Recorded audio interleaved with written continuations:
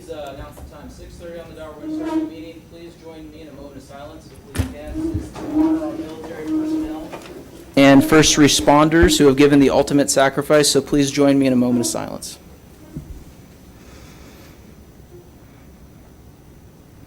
Thank you for that. And now in a moment of prayer. Dear Heavenly Father, thank you so much for this incredible evening, Lord. Thank you that once again we get to come together as community leaders and look at our amazing city and make decisions that hopefully better our community. But tonight's a special night, Lord. Thank you for our good friend, Mayor Pro Tem Green, and the service that he's given to this community and that we've been able to be a part of it. We've been able to see his leadership. We appreciate him, Lord, and we're so thankful that we get to honor him tonight. And in your name, amen. Amen. I'm going to let you, Mr. Mayor Pro Tem, lead us in the flag salute. Thank you. Would you please put your hand over your heart? Ready, begin. I Pledge allegiance to the flag of the United States of America and to the republic for which it stands, one nation, under God, indivisible, with liberty and justice for all. Thank you. Madam Clerk, can we please get a roll call? Councilmember Castillo? Here. Councilmember Dane? Here. Mayor Pro Tem Green? Here. Councilmember Welty? Here. Mayor Smith? Here. All present. Perfect. Closed session report. City Attorney, that one's yours. Thank you, Mayor. We did add an item by a vote of 5-0 to item B, which is significant exposure to litigation. However, we have no reportable action out of closed session. Thank you. All right. Approval of the City Council agenda. Mr. City Manager, any changes? No changes, Mr. Mayor. Awesome. I do need a motion and a second on this.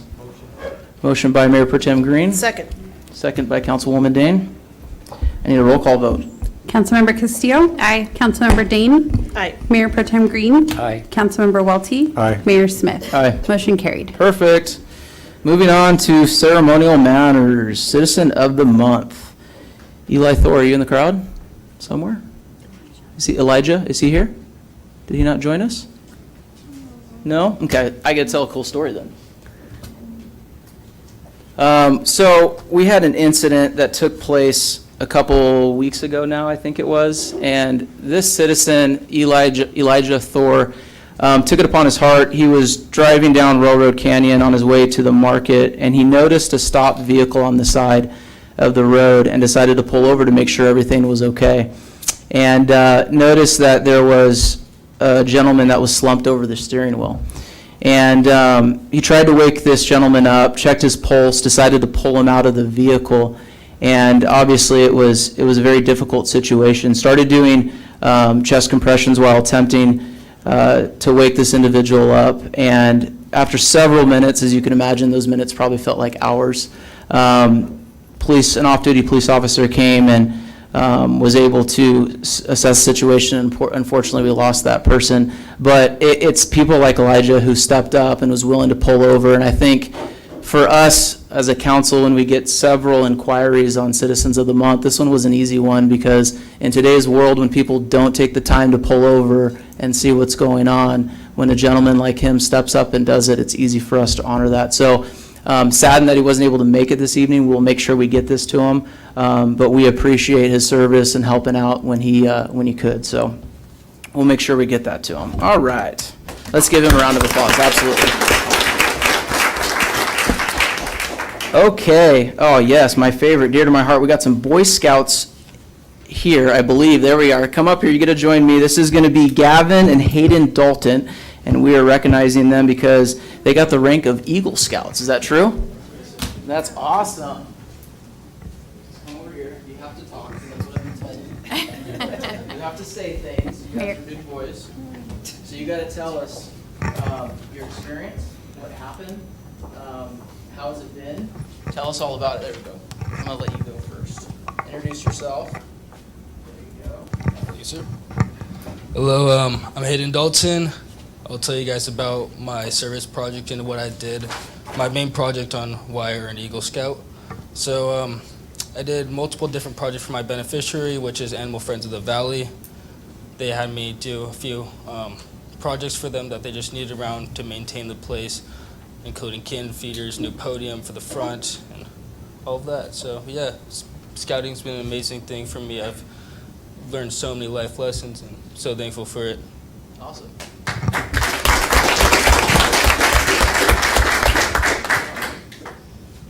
My project, I restored a B-17 Flying Fortress from World War II out in the March Airfield Museum. That was a big project. Took us took us 453 hours, and it was one of my best scouting experiences so far. That's incredible. Wow. Congratulations. There you go. Appreciate you guys. I think we're going to take a photo. Absolutely. Good job, man. That's incredible.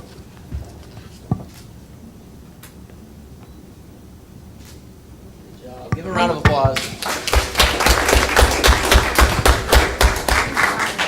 All right, who's next? I think Jennifer, you're up. All right, so now we get to do Student of the Month, and Councilmember Dane is going to do that certificate, so here you go. I believe it's up there for you. So one of the really cool things that we get to do is represent the city at different events, but Student of the Month is about my favorite. And last month, want to recognize our Canyon Lake student, Jason Ceballos, who was Student of the Month. No, it should be right there. He actually brought his certificate That's right. with him. Oh, that's right, because you already got it. So the Student of the Month, they're nominated by their teachers and for scholastic achievement and community service and things that they do within the school. And just want to congratulate Jason on being the first Student of the Month of the year for Temescal Canyon. Woo! Thank you. Oh, thank you. Get a picture. One, two, three. Wait, one more. One, two, three. Congratulations. Thank you.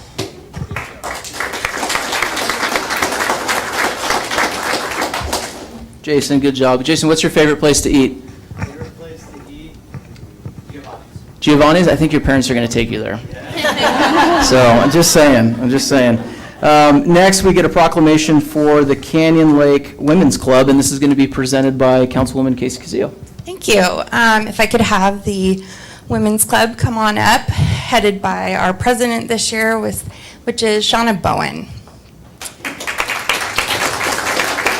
So we have some of the board here, and I will let you introduce them before I go through this. Okay. So Casey, she's our publicity. Sue Collins is membership, and Callista Grande is our secretary, and I'm the president. So the reason that we are issuing a proclamation this year is because it's actually the 50th year of the Canyon Lake Women's Club. The Women's Club was formed in 1972, and if you live in Canyon Lake, you are absolutely familiar with the philanthropic work that we do. One of our proudest accomplishments was being a major contributor to the Canyon Lake Library. This year, we have the same theme as in year one, which is fun with purpose. The Canyon Lake Women's Club has raised and donated in excess of $600,000 to the community since its inception. One other thing I want to make sure to highlight is that the Women's Club is open to women of all ages. So we have members who are 18 all the way up to 95 or so. It's a very inclusive group, it's a very welcoming group, and it is a group that we are absolutely honored to be part of and part of our community. So in that spirit, we do have a proclamation for this amazing group. If you are interested, the group meets on the third Wednesday of every month, starting at 9:30 or so at the lodge. But Shauna, did you want to say a couple words?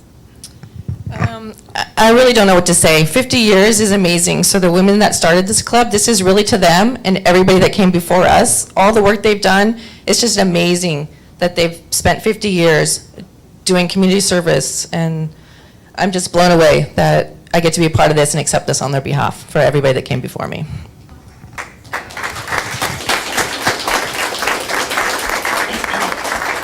So we do have this proclamation. We wanted to recognize you as the 50th year president, and we want to recognize the group. So on behalf of the city of Canyon Lake, here is a proclamation, and can we get a picture?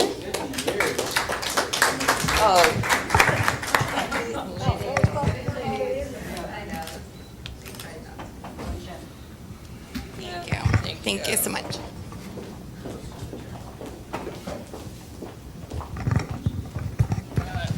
Okay, the last proclamation of the evening.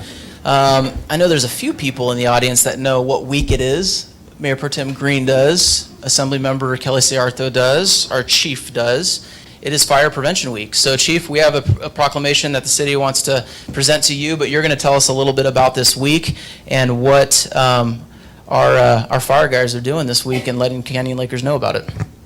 Great, thank you, Mr. Mayor. Thank the council for this proclamation. I believe this is the first time that the city has given a proclamation for Fire Prevention Week. We started our fire department in January, and so this is a big part of what we're involved in. The prevention of fire is more important really than the extinguishment of fire, because if we can stop a fire from occurring, then we don't have to go out there and put the fire out. Puts people at less risk, it puts the firefighters at less risk. So this is the 100th year anniversary of Fire Prevention Week. It was established by the National Fire Prevention Association, and this year's theme is Plan Your Escape, Fire Won't Wait. And so today we had a great day at story time at the library. We took the fire engine out there and we read to the kids. If you've been following us on social media, we've had a post each and every day about Fire Prevention Week. We started it off with a video on things that you can do in your house to make it more fire safe. And I think it's also important to remember that on Sunday, the first day of Fire Prevention Week is Fallen Firefighters Day. And so the president ordered all flags to be put at half-staff, and we proudly had our flag at half-staff as part of that. So thank you to the council for recognizing us, and know we're there to serve you. Chief. Thank you, Chief. Appreciate it.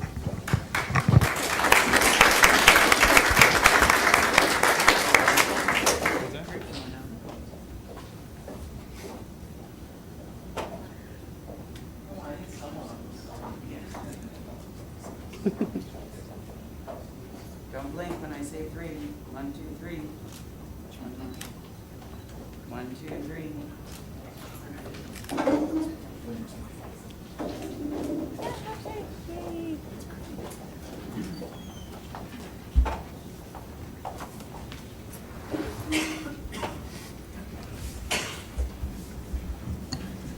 All right. Now the big show. The big show, presentation to Mayor Pro Tem Larry Green. Tonight we'll be honoring outgoing Mayor Pro Tem Larry Green. September 14th, City Council meeting, Mayor Pro Tem Green announced his resignation from the Canyon Lake City Council effective upon the appointment of his successor. We have a few people here tonight that are going to honor Larry. It's a special night. I do have your letter of announcement to the council, and I'm going to rip it up because we're not going to accept it. We think we've done pretty good, especially with you being here, so we don't want that. But I've been told I have to go on with the show. So tonight we're going to start off, this is going to be a joint resolution between our Senator Melissa Melendez and our State Assembly member Kelly Ciarto, hopefully soon to be Senator, who will be presenting a joint resolution to our Mayor Pro Tem Green. So please, the podium is yours. You do. Come on up here, Larry. Don't be shy, come on. So I'm going to keep this short and sweet. We have a lot of people here who want to say a lot of good things about you. And first of all, I can't believe you are retiring. But I know from personal experience that when you're in elected office, it's kind of like being in the military. You're always on duty. So even when you're not at a council meeting, if you're at the grocery store or picking up your laundry or the gas station or Target, I've solved many problems in the aisles of Target, let me tell you. Too many. But, you know, if somebody recognizes you, they're going to stop you, and they're going to talk to you about whatever issue is they're having, or if they want to, you know, pat you on the back. You're always on. You always have to know that the people you represent are out there, and they're going to want to talk to you. And it takes somebody who, it's a certain personality, right? Somebody who wants to get things done and somebody who wants to help. That's the kind of person that gets into, well, most times, except for Los Angeles, gets into public service. So and it takes a special person to do it for more than just a couple years. I've seen many people who get in it and say, gosh, this is just not for me, and I don't like being in the spotlight, and I definitely don't like people stopping me in Target, but you're not one of those people. You know, and I just want to thank you for that, because sometimes it's not easy. Sometimes it's a lot of fun, and it's just very fulfilling. Sometimes it's kind of hard, you know, when you have to make decisions that some people aren't happy with, or you get delivered bad news, or you have to be the one to deliver bad news. Not everybody is cut out to do that, but you are, and we thank you so much for agreeing to do it. And I know the residents of Canyon Lake thank you so much for your service, and we are blessed to have been able to serve alongside you, and I want to wish you the very best. So we're not done, because Mr. Sayardo here has a few words I think he would like to say as well, but we do have this beautiful resolution for your I Love Me wall in your house, which I hope you have one of those. Everybody should. And this is for you. This is his. It's a joint resolution for your I Love Me wall on behalf of the 28th Senate District and the 67th Assembly District. And Mr. Sayardo, would you care to say a few words? I will say very few words because you can hear my voice. Larry, I think you should hold it. I think it's very cool. Yeah, you can hold that.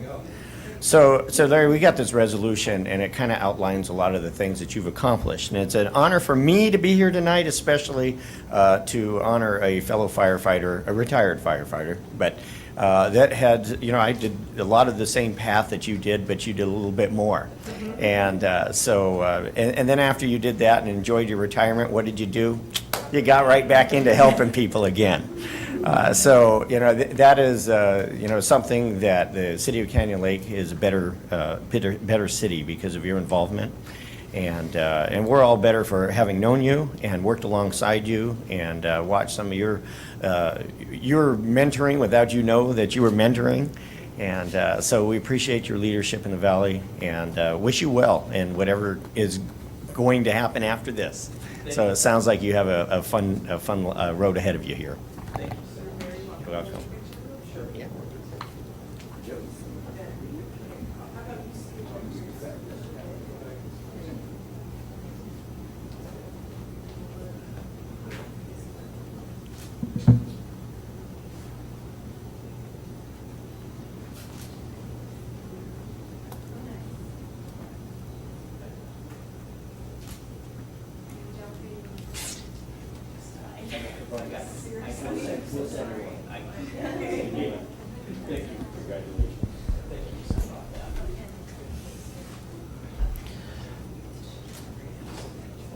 You can set it down, but you got to stay up there. So there's one of 83, so hang on, right? You got your... Next, we have our lovely president from EVMWD, Darcy Burke. She brought a little something, too.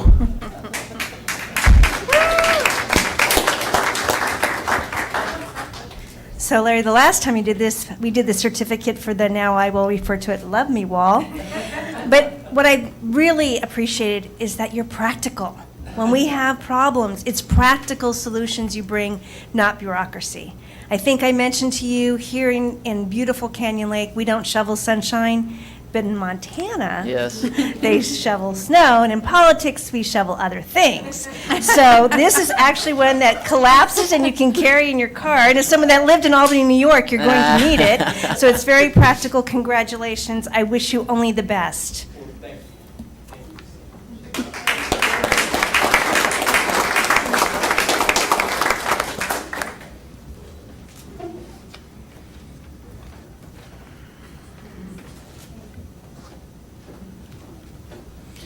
All right. Next, we have our Canyon Lake Properties Owners Association, our president, Renee Griffith, and I've already saw her sign language Bill to join her to the podium. So I saw it, sorry. You got to join too. You both are going to say some good things about Larry, so come on up. Sorry about that. Yeah, who knew you knew sign language? Yeah, or pay attention, right? Well, we don't have a shovel, although that was brilliant or something fancy, but we do have our certificate for you. It's interesting because I hear all this great stuff about you from a professional level, and I know you from a personal level. I know you for your love for your wife and watch you at the wedding, and you're an amazing man, and hearing stories from you and having you and my husband talk. So I'm going to miss you. I'm going to miss you, Kelly. So from a personal level, from the professional, I know Eric's going to miss you. A lot of people in Canyon Lake are going to deeply miss you for everything that you've done for our wonderful community. Just, you know what, as a relatively newer person to Canyon Lake, Larry Green is synonymous with Canyon Lake, and so I don't know what, I mean, it's going to leave a big hole and big shoes to follow, and all I can say for all the residents that are here, thank you so much for all your service, Larry. I greatly appreciate it.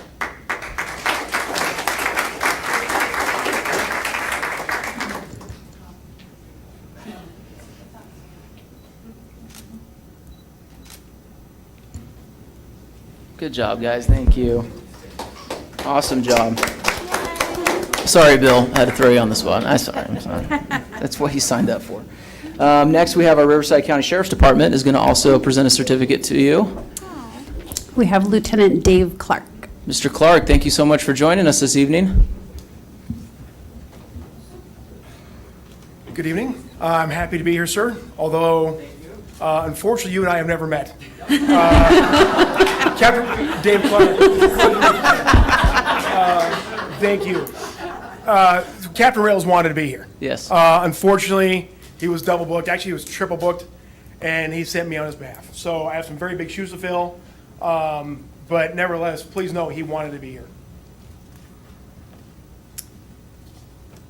From the Sheriff, Mayor Pro Tem Larry Green, the Riverside County Sheriff's Department recognizes and appreciates your 6 years of dedicated service to the city of Canyon Lake.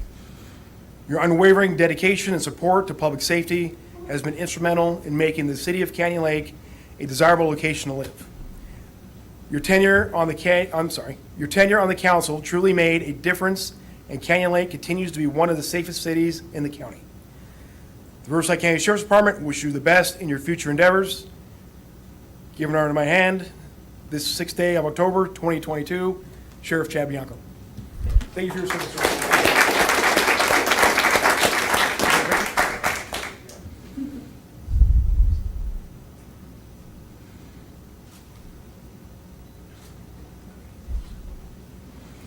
Thank you so much. All right, next we have our chief from the Canyon Lake Fire Department.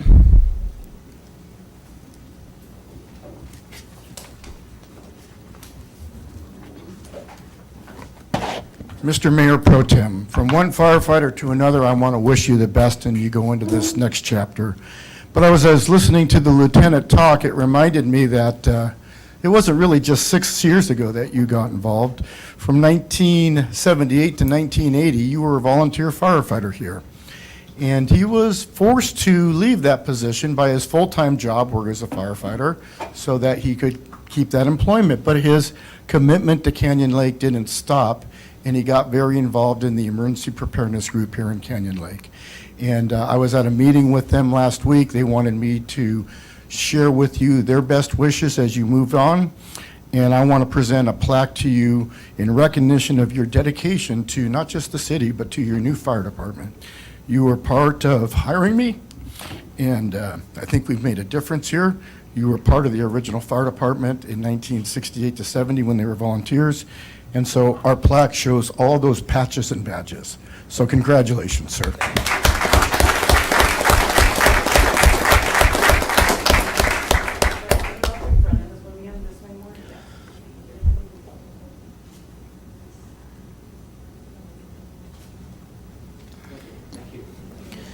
For those of you that don't know, Mayor Pro Tem Green was part of the ad hoc committee to start our fire department, so you hear the chief get a little choked up because it was quite the undertaking, being a part of that process, starting a fire department in the middle of a pandemic. And Larry was right there on the front lines trying to make it happen as much as we can. We thought at one point he was literally going to get in the engine and start doing calls, but that's Larry.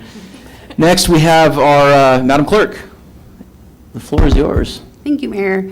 Mayor Pro Tem, we had a lot of agencies that could not be here tonight. They wanted to be here, but they did send certificates. So I just wanted to say a thank you to our Supervisor Kevin Jeffries, the City of Corona, the City of Lake Elsinore, the City of Murrieta, the City of Wildemar, and the Regional Conservation Authority. The RCA is very sad to see you go. They sent this very nice, beautiful frame here for you, and everybody sends their best regards and their well wishes, and so we have this little stack to add to your wall.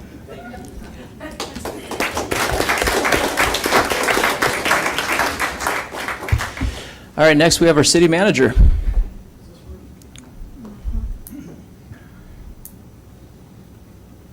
I think, yeah, there you go.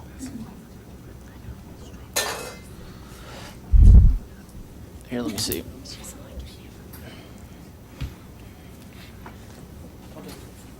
Budget cuts.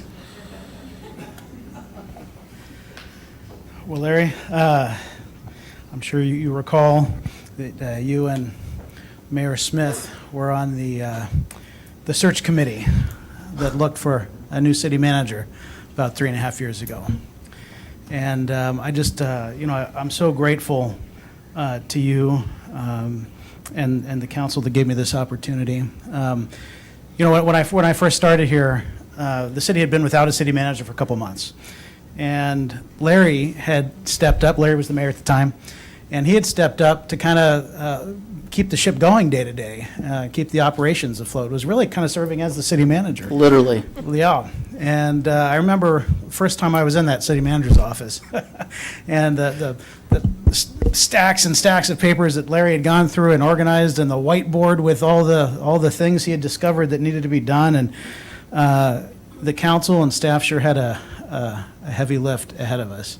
But Larry, you have always been an incredible mentor, but also just a visionary and a steady hand. And staff really, really appreciates you and is going to miss you, and I am really, really going to miss you. From your colleagues on the council and the city staff, we have a plaque here, and it says, in honor of your years of faithful service as a valued member of the Canyon Lake City Council, during your tenure, you have exemplified outstanding leadership, vision, and courage. It's very true. The residents of Canyon Lake will be forever grateful. Larry, thank you.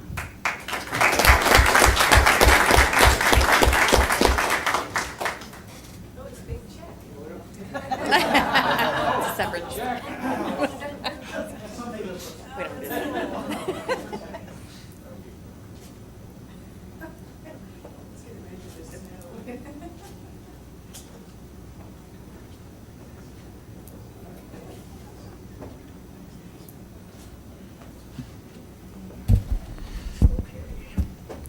You're not done. Not done. I said at 84, 83. Now we only have 76 left. Now your council members get to say some things. So we're gonna do ladies first. I'm gonna start out with Casey Castillo. Okay. And it's a tough one. Yeah, it is, just because you've been such a mentor to me. When I think of the definition of public servant, it is you. We thought we lost you one time. Yeah. We were so blessed to have you back during probably the most important time in Canyon Lake. We are in such a good place because of your teachings and your guidance, and I will be personally forever grateful because you've been someone for me to model my behavior after. And I just wish you the very best. I hope you are not a stranger. I'm going to set a Google alert for your name, so when you become the mayor of Montana, wherever, I will be like, I knew it. I knew it, because you can't help yourself, because you're just like that. You're just a giver, and we are just immensely grateful for having had some of your time. So thank you.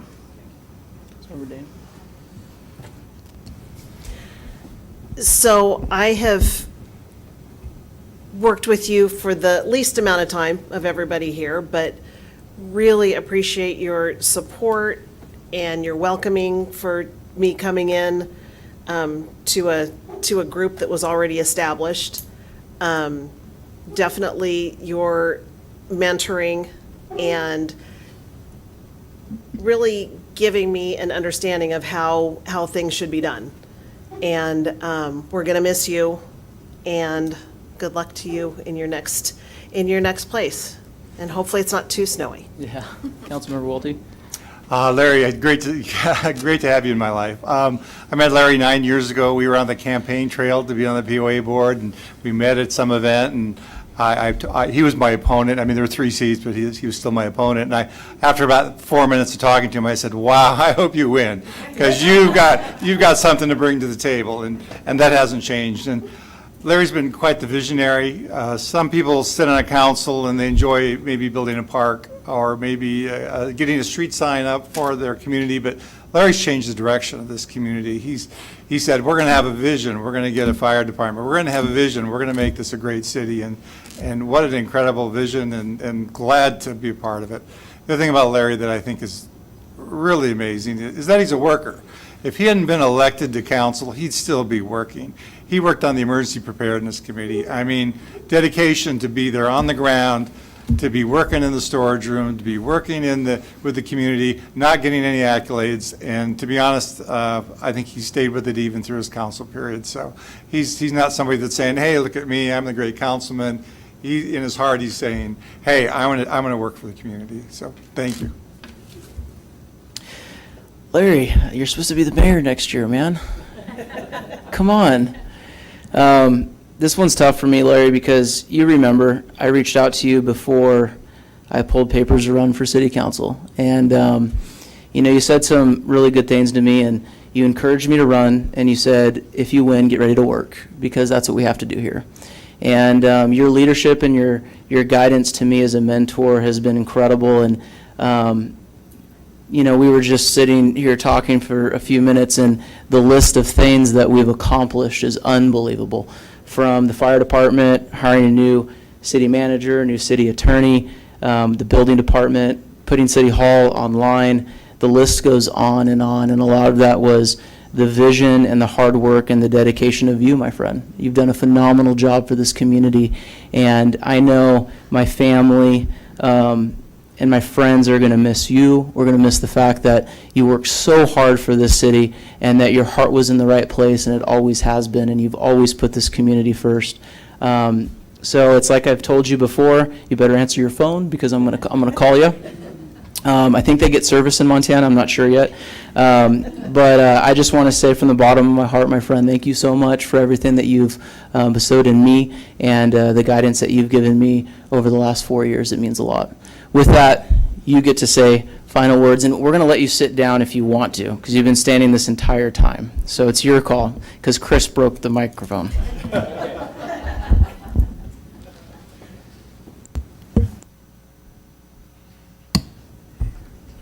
Well, being a person of few words, this is very humbling, because part of the things that what we do is not for the recognition that we do. It's for our community and for those around us. Yes, we got involved in a lot of things, but it wasn't just me. It was our team of council members, our staff. We've hired the right people to be in the right place to do the right things. We have professionalized a lot of services and things that weren't quite at the level that I would expect a current municipal government to operate at.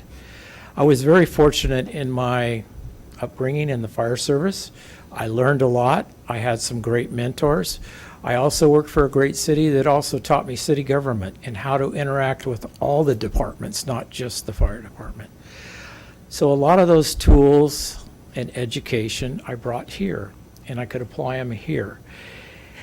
But I want to thank not only my colleagues, staff, but the citizens of Canyon Lake who have believed in me, voted for me, and realized that I stood by my principles that I had put on my first campaign, whatever you call those signs. was leadership, honesty, and integrity. And I've always held to those virtues. And, you know, we were talking about decisions. Everybody likes to make popular decisions, but real decisions are the ones that have the most difficult pieces to them. And those are the ones that are everlasting because they're not easy. They're not just a moment in time. They're long. And for us in government, we are here as institutions. We create things that are years in the making and years that they hang around. So I'm very proud of this city. I'm very proud of this council. And I want to thank you all. I'm very humbled right now, but I just want to say thank you. And yes, I will be involved, and I do have a phone, and it is with a string, but it will work. And yes, I'll probably use the shovel, but all of those things are going to be positive. So with that, I thank you all, and just thank you. Will you join me in a round of applause for him, please?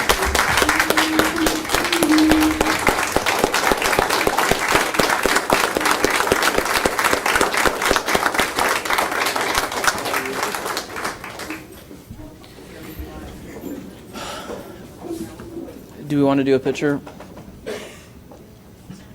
Okay, yeah, we're going to do a picture before everyone's going to say goodbye. Yep. Okay, we're going to do a picture with you. Okay.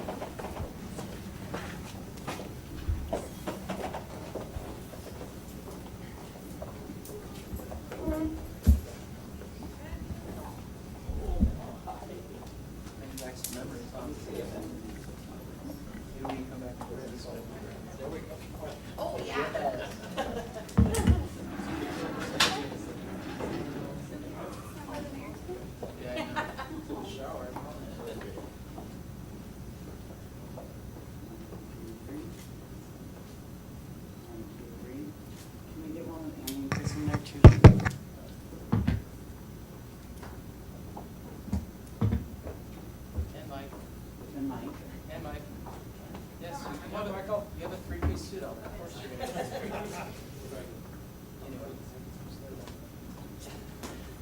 One, two, three. One more. One, two, three. Hang on, I gotta get one more. Hang on. One, two, three. Thank you. Thank you.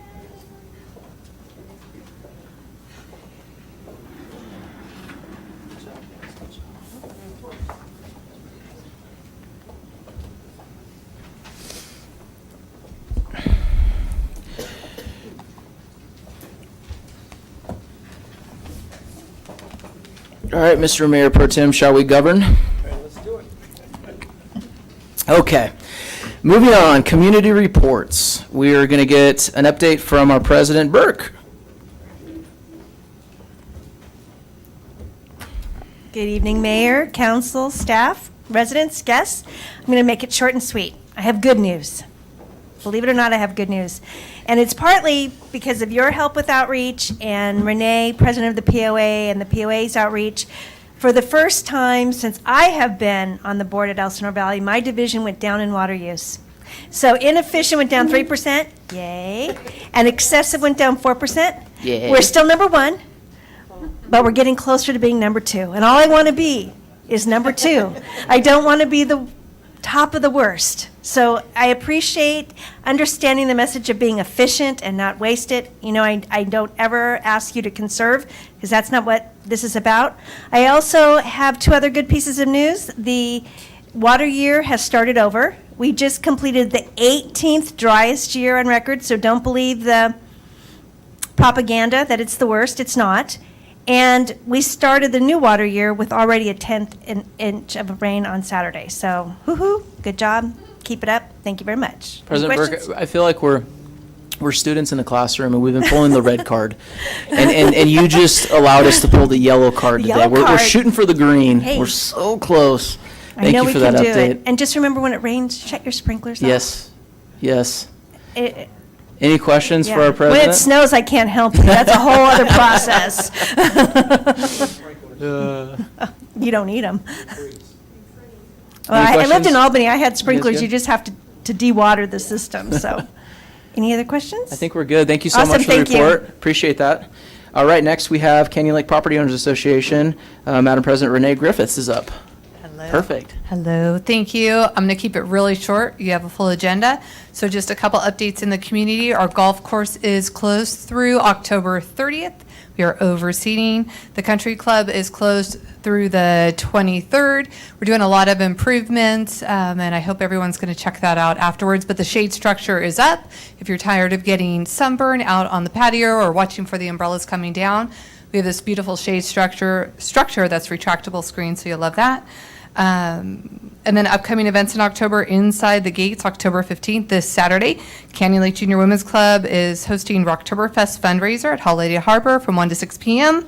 And October 22nd, which is the following Saturday, also at Holiday Harbor, the Canyon Lake Family Matters Club is hosting a carnival, trunk or treat, and costume contest. There is no short of sugar highs in Canyon Lake for all the kids, and that's why the dentists love us. So thank you so much for your time. Larry, I miss you. All right, thanks. Perfect, thank you. Normally we'd have Chambers of Commerce, but they're unavailable to attend. So we're going to move on to public safety updates. Did anyone have any questions for Renee while she was up there? Okay, I just want to make sure. All right, moving on to Sheriff, Lieutenant Dave Clark.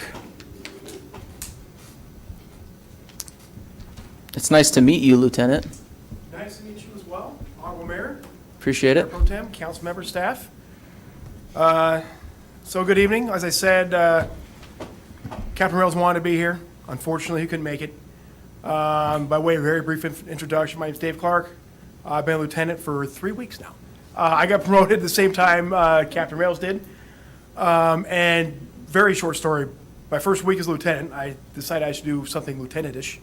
And you guys were having a car show. So I went and Yes. spent the day in Canyon Lake and really got to see your community in a way that I did not have an opportunity to see it as a sergeant. Yeah, when you're running a team, you know, you're putting out fires, you're going after bad guys, neither which you have very many of. So what a great community you have. It was a great day. So without further ado, during the month of September, Canyon Lake deputies responded to or generated 303 calls for service, which was down 62 calls for service from August when he had 365. During the month of September, there were 5 Part 1 crimes reported in the city of Canyon Lake. 3-month comparison, there was no homicides, none in July or August either. No rapes, no robberies, no aggravated assaults, down from 2 in August. No burglaries, down from 1 in August. 4 larceny thefts, up from 2 in August. One motor vehicle theft. During the month of September, Canyon Lake deputies wrote 8 traffic citations, investigated 3 traffic collisions. Overall, there were 5 arrests made in the city, excuse me, of Canyon Lake, 2 for outstanding warrants, 1 for DUI, 1 for domestic violence, and 1 for public intoxication. Let's see, 8 parking sites were up from 5 in August. The 1 DURS was up from 0 in August, up 1. The 3 traffic collision reports were 3, up from 2 in August. And total arrests were 5, up from 4 in August. Your response times, priority 1, 6 3/4 minutes, down from 7 minutes in August. And priority 2 crimes, right at 20 minutes, down from 27 minutes in August. Any questions? Any questions? Just since we're learning about you. Sure. Have you ever patrolled in Canyon Lake I have never previously? patrolled in Canyon Lake, so I don't know how much of history you want. I mean, you guys have a very busy night. I've been a cop for 21 years, 17 years with the Sheriff's Department. Briefly, I started my career in the desert, in the court, spent a little over a decade in Reno Valley, worked as a patrol deputy and a corporal, where I met Captain Rails in 2009-ish. Got promoted to sergeant, spent some time working in jail, spent 3 years in internal affairs, which makes me sometimes an unpopular person with some of our people, as it were. Transferred to Elsinore about 2 years ago and worked patrol, and I was reset team supervisor for about my last 6 months as a sergeant. So most of my Canyon Lake experience is by proxy, if that makes sense. Like, there's problems, it's usually on the phone, Sergeant, what do I do? If I did contact any of your citizens, it was on the worst day of their life, not a bunch of social interactions. So really, this Saturday before last was my first time where I really had an opportunity to hang out with with the people who live in your community, and it's easy to see why people like living here. We love law enforcement in Canyon Lake. Yes, you do. Like I said, Rio Valley, 10 years, not saying bad about the city. Not different. exactly like the same type of, I've never been loved so much 2 years ago in my entire law enforcement career. Like I said, 21 years. That makes me That's happy. awesome. We're excited to hear that. I think we'll be seeing more of you too, because we now, before our city council meetings were the first Wednesday of every month. Our city attorney is the one to blame to making it change to the second Wednesday of every month. But Wildamar's council meeting is also at this time. So I know that Captain Rails was telling me at the State of the City last week that there's going to be some, hopefully we see him. If not, but we get you. Sure. So we're You excited. do. Unfortunately, you got me, but We're excited. He'll be here next time, I'm sure. I love it. Sounds good. Any Thank you. questions? We good? No, Thank you so Welcome. much. Good evening. Appreciate you, Lieutenant. Thank you for being here. All right, code enforcement. Chief, you're on deck. Good evening, Mayor, Mayor Pro Tem, and council members. For the month of September, I'm going to dive right into our BLM. The activity level there for September has been fluctuating. We have our really empty dead days, but the weekends kind of increase. We did have a razor roll down one of the hills out there. Thankfully, the guy was okay. We offered to call an ambulance. He said he was fine. And then we told him this is the reason why he can be out here. So yeah, they took off. Everything was fine, thank God. Yeah. And then we did issue 7 citations for the month of September, which was not that bad compared to the last 2 months. It has been working that we have patrol out there 7 days a week. Definitely has worked. We are getting people, educating them, making sure they're not coming in, but then you do have your occasional ones that don't want to listen. And then down to our short-term rentals, no short-term rentals were found for the month of September, and we continue to monitor all the sites that we can. And then for our residential rental registrations, 349 rental registrations, we have total, 319 have renewed, 30 are pending renewal, 12 residential inspections were conducted for the month of June, and 44 still require an inspection. And that is it. Is this month 2 or 3 of no short-term rentals found, or we even? We had one for the last 2 months that I provided. Pretty great though, right? It really I mean, is. when we started this, we were at what? We had 25, a little bit 28? over, about Yeah. 30. So that's, I mean, I know that was a huge complaint from the community. I'm so happy to hear that Yes. report. Any questions for code enforcement? I just want, Ruby, how are we doing on our business inspections?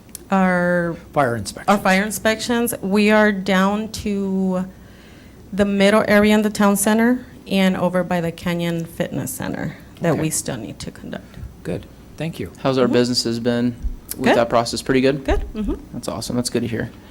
Any other questions? No. Perfect. Thank you. Chief, you're up.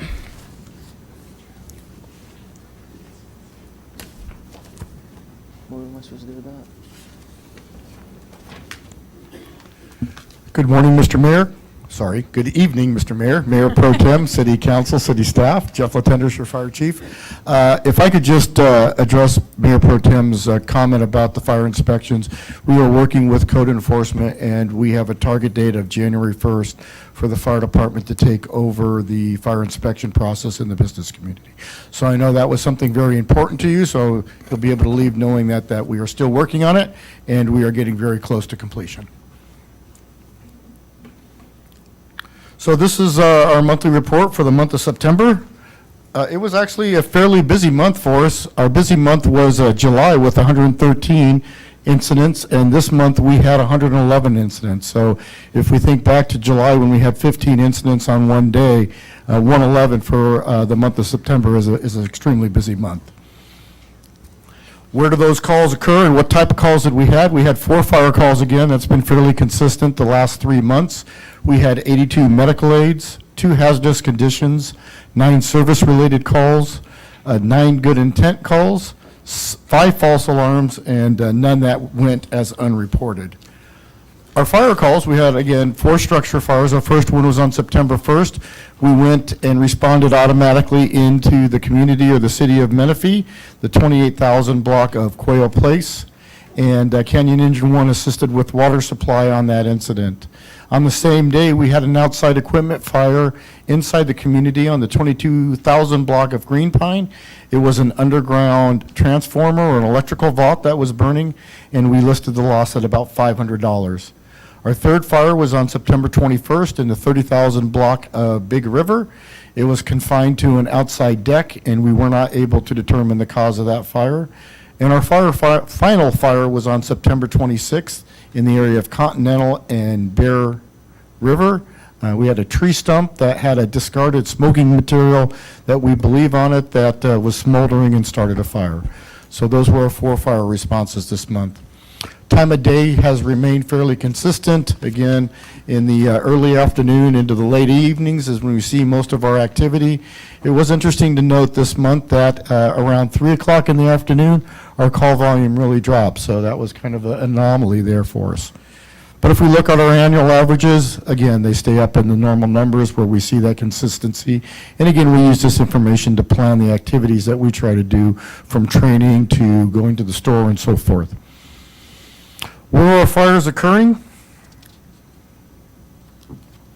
Well, as you can expect, the majority of our calls are occurring in single-family residence. It still surprises me. We had 3 calls again at the fire station, so we're still going to that location a lot. One thing that changed from the previous month that I'd like to point out is our responses to the beach area and the waterfront areas have dropped down to 0. So our previous month, we had, I believe it was 5 or 7 in that area, and so with the summer winding down, our call volume there has decreased. This is where our calls are occurring inside Canyon Lake. So again, we see the area along Railroad Canyon Road and the town center is still an area where most of our incidents do occur. Our average response time, we're watching this pretty closely. For the 3rd month in a row, our average response time has gone up just a little bit. And so we've implemented some procedures back at the fire station. We're going to be reviewing all of our response time standards on a weekly basis with the captains, trying to understand was there anything that impeded upon their ability to respond. So it did go up just a little bit there. This also increased our average response time to the incidents or our travel time. And then finally, our overall response time also went up just a little bit this month. So again, we're working on that. We're aware of it. This format allows us to track it, and so that's what we're doing. That was the averages, but we like to look at the fractile, and so our fractile numbers for the month of September also went up. We went from 157 to 214 on our turnout time.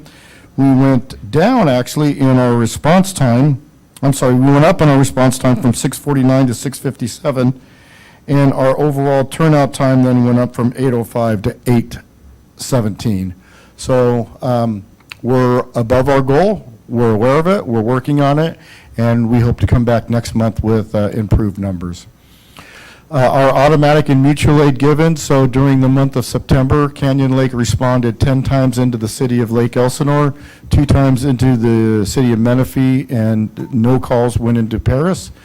Canyon Lake so far this year has gone outside the city 100 times, 81 in Lake Elsinore, 13 in Menifee, and 6 in Paris. Conversely, and this is a hot map showing for the last month of where our outside the city responses are at.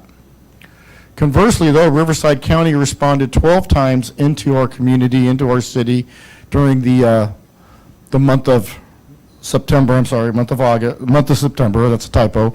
Riverside County has responded a total of 107 times this year. So if you look at the comparison, we've gone into their community 100, they've come into us 107 times. That's a fairly equitable situation for us. And those are the locations of where County Fire is responding into our jurisdiction. Our training hours are stayed pretty much the same. Our A shift had 35, our B shift had 27, and our C shift had 29. And this month we focused on EMS protocol update training. Everybody went through and got recertified in CPR. We trained on mass casualty operations. We continue to work almost every month. You'll see us out here in the town center walking through buildings, becoming familiar with them. And we actually have one of our fire engineers in fire investigation school right now. So we're working on being able to fill that notch in our delivery system so that these fires will be able to have an investigator that is certified and trained and we can call on. Our reserve firefighters, again, they increased our staffing from 3 to 4. In the month of September, we had a reserve on duty 80% of the time. So since January, 81% of the time, the reserves have supplemented us and given us 4 personnel on the engine. And I was on a call this past week with the crew on Engine 1, and they were on a bike accident, and the reserve was actually a paramedic as well. And so it was kind of a critical call. They called me out there to assist with interacting with the public, and they commented on the difference that having that 4th person makes on the engine. So it is a very valuable program. We do lose some of them. We bring new people on board, and that's what the program is intended to do. So it's working the way we intended it. Fire prevention, for us, it was a little bit slower on the permit side. We did do 1 site plan inspection. We didn't review any sprinkler plans, or we did have 1 construction inspection. There are a lot of special permit applications that we have to review. There were a lot of activities last month, and there's a lot of activities coming up in the final months of the year. We did have a special meeting with code enforcement and the POA with Riverside County Environmental Health on food standards at these special events. So that was very helpful. We spent a lot of time working on the fee schedule, and we spent a lot of time working on the fire code adoption. So that was our fire prevention month. And we have also contracted with the consultant that's going to be putting together, city manager signed the contract last week for our fire inspection program. We'll be using the iPads on the engines, and it will be the same program that we use for our incident management system, so everything will be integrated. Public education, I hope you saw our personnel out there. They were at Maui Sunday, movie night, all 3 of the basic 9/11 events, the Kids Fishing Derby, the Aerosmith concert, the Disaster Preparedness Committee, and our continued interaction. And again, today we were out there at the library for story time, so we're trying to get out in the community as much as possible. Our most significant incident was probably this car accident that we went to with Riverside County Engine 9. That day, that engine was a basic life support engine, and we were the paramedics. We arrived on scene to find this vehicle wrapped around a power pole hanging from the wires in the street. Wires were down in the street, and they were energized wires, so we had to work through, get to the patient, get the patient out of the vehicle, and then we escorted that patient to the trauma center. So that's my presentation for tonight, and I'm available for any questions if you have any. Questions? I just want to, just on the last slide, it says BLS staffing that day. The county engine was BLS and we were the paramedic? That is correct. They sent out a memo a couple months ago that they were having some staffing crisis, and there are days when certain engines would be downgraded to a BLS level. I'm glad we could help. I mean it. Any other questions? Any other questions for the chief? Thank you. No, you're not done yet.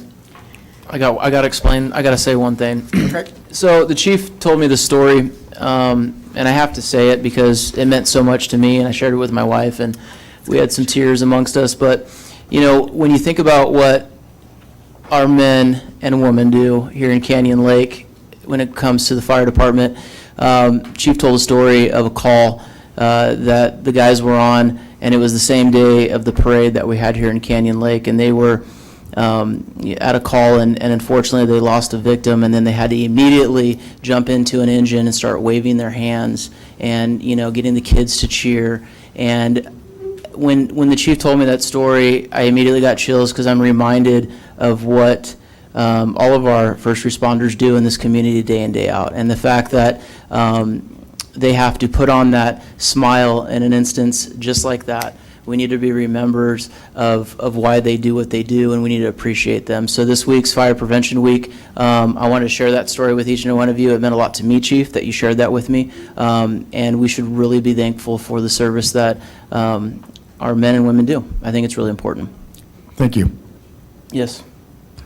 Are we still doing change your Clock, change your batteries, change your Is that going disaster to be part of the preparedness battery. message? It will be part of our change our clock message, yes, sir. Okay. Well, it's this month. It goes- I believe it is later this it's month, up. yes, sir. Thank you. Thank you, Chief. All right. Moving on, public comments. Madam Clerk, Thank you, Mayor. what do we got? Any person wishing to address the City Council on any matter within the jurisdiction of the city, whether or not it appears on this agenda, is asked to complete a speaker request form available on the back counter. The completed form is to be submitted to the city clerk prior to an individual being heard by the City Council. The City Council has adopted a time limitation of 3 minutes per person.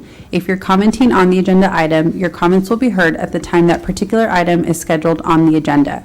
Please note that if you're addressing the City Council on items not on the agenda, the Brown Act does not allow discussion of such items.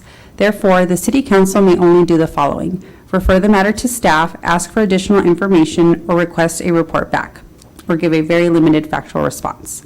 Members of the public may still submit their comment electronically by sending an email with their comment to publiccomment@canyonlakeca.gov. Comments submitted electronically will be provided to the City Council and included in the official record, but will not be read aloud during the meeting. We will start tonight with Rich Moline. Perfect. Mr. Moline? You know, Larry, you're going to need a bigger truck to get you to Montana. Again, of course, I'm here to ask one more time for a second permit. It's probably futile that I'm up here because I haven't had any responses from the City Council after our meeting to change the resolution. 3 years ago, I would have never imagined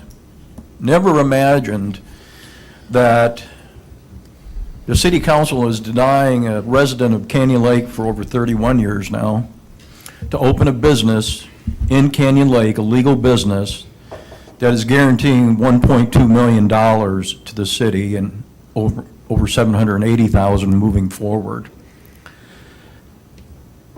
To me, it's unconscionable that I've spent $400,000 doing this. And all I've done is try to work on behalf of the city, and that I've earned the second permit. You're not giving it to me in any kind of favoritism. You know, I believe in human nature, so I'm giving you guys a second chance. You know, I feel like there's going to be two outcomes to this, okay? The first outcome I want, if you don't at least bring it to a vote, you know, I'd really like to have you at least bring it to a vote so the citizens of Canyon Lake understand, or have some understanding who is for it, for this money, for the city, and who is against it, but apparently maybe you're all against it. But as I said, there's two paths that we're going to go down. The first one I hope happens, and that is I hope that culture is incredibly successful. I hope that they open quickly. I hope that you guys say, hey, it's successful, let's issue a second permit as soon as possible, so at least I can at least recover some of this unbelievable amount of money that I've spent at 67 years old on behalf of this city to recover at least some of my losses. I really feel like, Chris, HDL did you a disservice. And I tell you why. You know, you're all dealing in government contracts. Normally, the lowest bid will win the contract. But also, if the bid is so low, it's out of scope, that bid is thrown out, right? If someone comes in 30% below someone else, all the other bids, that bid is that is discarded. The opposite is here.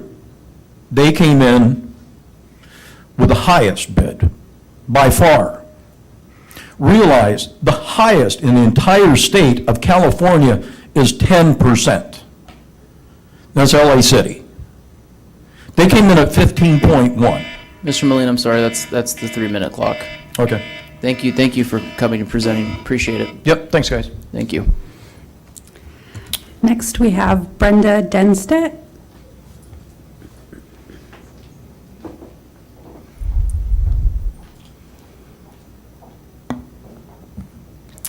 Good evening, Mr. Mayor, members of the council, city staff, residents of Canyon Lake. My name is Brenda Denstead, and I'm here tonight on behalf of Western Municipal Water District. I am currently the sitting board president for Western Municipal Water District. So why is Brenda here? Well, I'm actually the wholesaler for the agency that services you guys, and that's Elsinore. President Burke and myself work together hand in hand on a lot of water policy. And one of the things that I wanted to bring to your attention is my general manager, Craig Miller, has started a coalition up and down the state of California because, lo and behold, we are in a water crisis. There is a drought. I'm sure you guys are very aware of it, being that one of your best amenities is a lake. So we have been working together. I know that Councilmember Welty and I sit on LEJWA together, as well as WRCOG, and this has been presented at WRCOG for this Solve the Water Crisis Coalition. WRCOG has been a signing member, which you are a member of. However, we'd like all of the cities independently to sign on to this initiative and support educating up and down the state that water infrastructure is paramount to everything that we have going on in the state of California. You know, you guys are challenged with RENA numbers, right, and bringing in all of this. And then you have other questions of your members, of your citizens that are saying, why are you having us conserve water? Well, it's because the state mandates all this. The state is mandating a 15% voluntary cutback. The state is also mandating your RENA numbers to have to prove housing. So we're really trying to educate the state and have them invest in water infrastructure for all of us. You know, we're the 5th largest economy in the world. The state has a $96 billion budget surplus, of which none of it is going to water infrastructure. How is that assisting us? We've been trying to get the tunnels built for a number of years. We've gone through EIR after EIR. It's been going on for more than 2 decades. Millions, billions of dollars have been put into this, and we're still no closer. So it's really about everybody coming together because we need to do something different, and we need to educate our state legislators to start loosening the purse strings from the state and start investing in things that we really need in water infrastructure that are going to benefit the entire state up and down, from agriculture to residents to businesses, maybe instead of some high-speed rail. So that's really what my message is here about. I am your local representative. I am the Metropolitan Member Agency member that represents our interests at the big dog up in Los Angeles. And I know that President Burke and I have worked on that a number of times to make sure that we are serving you and your best interests. So Thank you so much. thank you so much for hearing me speak tonight. Absolutely. And I will pass these cards out for you. Thank you. Thank you. Thank you so much. Absolutely. Thank you. Next, we have Mrs. Vanderboom.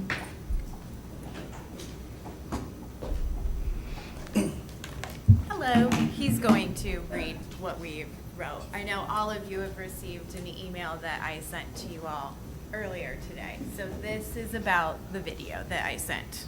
So my name is Grant Vanderboom. This is my wife Lacey Vanderboom, and we're victims of poor planning by others. And my family's now living in fear, and we need your advocacy and we need some help.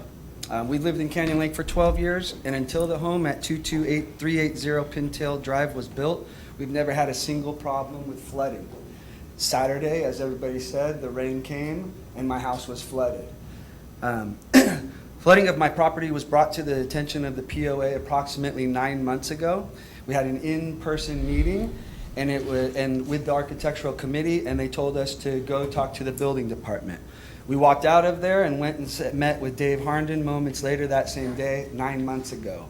Since then, the building department has made no effort to contact us unless we prompt them first, and then they've told us we have no information and can share nothing with you. Because it's under review or investigation, so there is obviously some issue. So fast forward 9 months to last Saturday, my house floods again. I sent a video to everybody. You guys can watch it. Please do, and put yourself in our position. Imagine your home getting flooded. You got little kids, and I work all day, she works all day. This is not a safe situation. So when you watch the video, you can clearly see that the entire north side of Pintail Drive, stormwater is flooding into my property. So they built this home at 22380. Somebody approved cutting the curb to create the driveway. The driveway has no pitch to it. It's 2 inches lower than the street. My driveway has a minimum of 8 to 12 inch pitch at it from where I couldn't even reach the high point of the driveway. And there's no homeowner's insurance or flood insurance that I can purchase to protect my family's home. I'm completely distraught. It's a huge liability, and it needs to be rectified immediately. I'm completely disappointed that I've been treated like a ping pong ball between the POA, the building department, and now the city manager. I understand Dave Harden's not returning to work until 10/24, but there should be no reason that somebody else can't step into his position, locate the documents necessary, and find out who is liable for this situation. It's not me. It may be the neighbor, but right now I need help. I'm getting no help from the team, and I'm at a loss. This is going to end up going to litigation. But the fact is that the stormwater on Pintail is flooding my home, and there's nothing I can do about it. I've had to argue for the last 3 days just to get sandbags put in that person's driveway. And it took numerous calls to do it, extreme frustration, extreme transparency on my part, expressing that I am in fear. Every time I leave my house right now, I don't know what I'm coming home to. If it's raining, I'm not home to mitigate. Thank you so much. Do you want to comment? I can, yeah. So I received an email, 2 emails today from the speakers. This is the first I've been made aware of this situation. I was able to review the video that was discussed. David Harden, who runs our building department, is on his first vacation since he's been with us. He doesn't return until, I think the 24th maybe. But I did speak with Mike Bora, who's somewhat familiar with the situation. I don't know the reference to something's being investigated. I don't know what that reference is. I won't know until I can talk to David when he gets back. I can tell you though that unfortunately, I'm not sure what the city can do here. If there's litigation and there's documents we can provide that we have, we will be happy to do that. The bottom line though for the city is that these are not public streets. These are private streets owned and maintained by the POA. The storm drains are private. At some point, presumably, the building department did sign off on plans for the property that was built adjacent to the home in question. We could look at those documents, but at the end of the day, the building department's looking for compliance with the state building code. That's all they're looking at, and beyond that, it's just really, my heart goes out to our residents here because it is. Oh, it's terrible. I watched the videos. Yeah, it's incredible. The water. I just from a city perspective, I'm just not sure what we can do. I mean, it's not like these are public streets and we have a public works department that can go out and fix something that's a city issue. It's just we don't have the right to go in and intervene on private streets that aren't ours. I don't know what the city can do here. I know the city attorney's going to slap my hand because we're not allowed to go back and forth, so I'm not going to do that, so I'm going to talk to you, Mr. City Manager, but I know that when I received this email, you were my first phone call, and your passion on this issue is serious, and I appreciate you taking it, and we're doing the work we can, and I know when David returns, hopefully we can get something from it, but I know that when I saw those videos, I had the same concern you did, and I know that we're doing, or at least we're going to attempt to do whatever we can on our end. So, was that okay, Mr. City Attorney? Of course, Mayor. Thank you. Okay. Any questions from the council to the city manager on anything? Good? Okay. Any more public comments? No more comments. All right. Here we go. Consent calendar. Madam Clerk, please read the consent calendar statement. Thank you, Mayor. All items listed on the consent calendar are considered to be routine matters, status reports, or documents covering previous city council action. The items listed on the consent calendar may be enacted in one motion. With the concurrence of the city council, a council member may request that an item be removed for further discussion. Staff recommends approval of all items. Thank you. Anyone like to pull any items from the consent calendar? Going once, going twice. Nope. I need a motion. Motion. I need a second. Second. Roll call vote, please. Councilmember Castillo? Councilmember Dane? Aye. Mayor Pro Tem Green? Aye. Councilmember Welty? Aye. Mayor Smith? Aye. Motion carried. All right. Let's see here. Consent calendars. Okay, business item number 9. This is an ordinance, introduction and first reading of ordinance number 227. Let's see here. This is going to be presented by our chief. Thank you, chief. Good evening. Did I get it right this time? You did. Very good. Morning is gone. Mr. Mayor, Mayor Pro Tem, City Council, City Staff, members of the public, Jeff Lieutenant, your Fire Chief, and tonight I am here to present to you the first reading of the 2022 California Fire Code. For your reference, a little bit of background information first, if I could. The state of California adopts a new fire code, and for that matter, all the new codes that come with it, the building code, the plumbing code, the mechanical code, all of those are grouped together, and they go through a cycle every 3 years to adopt all of these different codes. The last time that the city adopted the fire codes was in 2019. However, if you recall, last year, when I was the interim fire chief, in the month of October, I came forward to you with a new adoption of the fire code because we had to make some changes to the ordinance that adopted it to recognize the formation of our new fire department. So the process before you tonight is to hold the first hearing, and then in November to hold a second hearing, and then if approved, to move forward the new ordinance adopting the fire code on January 1st of 2023. The city is not able to adopt a lesser code. We have to adopt a minimum what the state provides to us. Now, we are entitled to make some local amendments to the fire code or to any of the other codes. And we can make amendments based on 3 different conditions. The first one is climatic. Here in Riverside County and Canyon Lake, we deal with heat, we deal with wind, we're dealing with the effects of drought. All of those 3 have an impact on our fire hazards here. Topographical conditions, our roads and our systems, are the increased traffic that we're having, the construction work, all of that can lead to delays in our responses of fire apparatus. And so that also allows us to amend the code. And then finally, geologic conditions. And so we have the San Andreas, the Elsinore, the San Jacinto, and even the Inglewood-Newport fault can have an impact on how we build our buildings and how the codes impact how we build our buildings.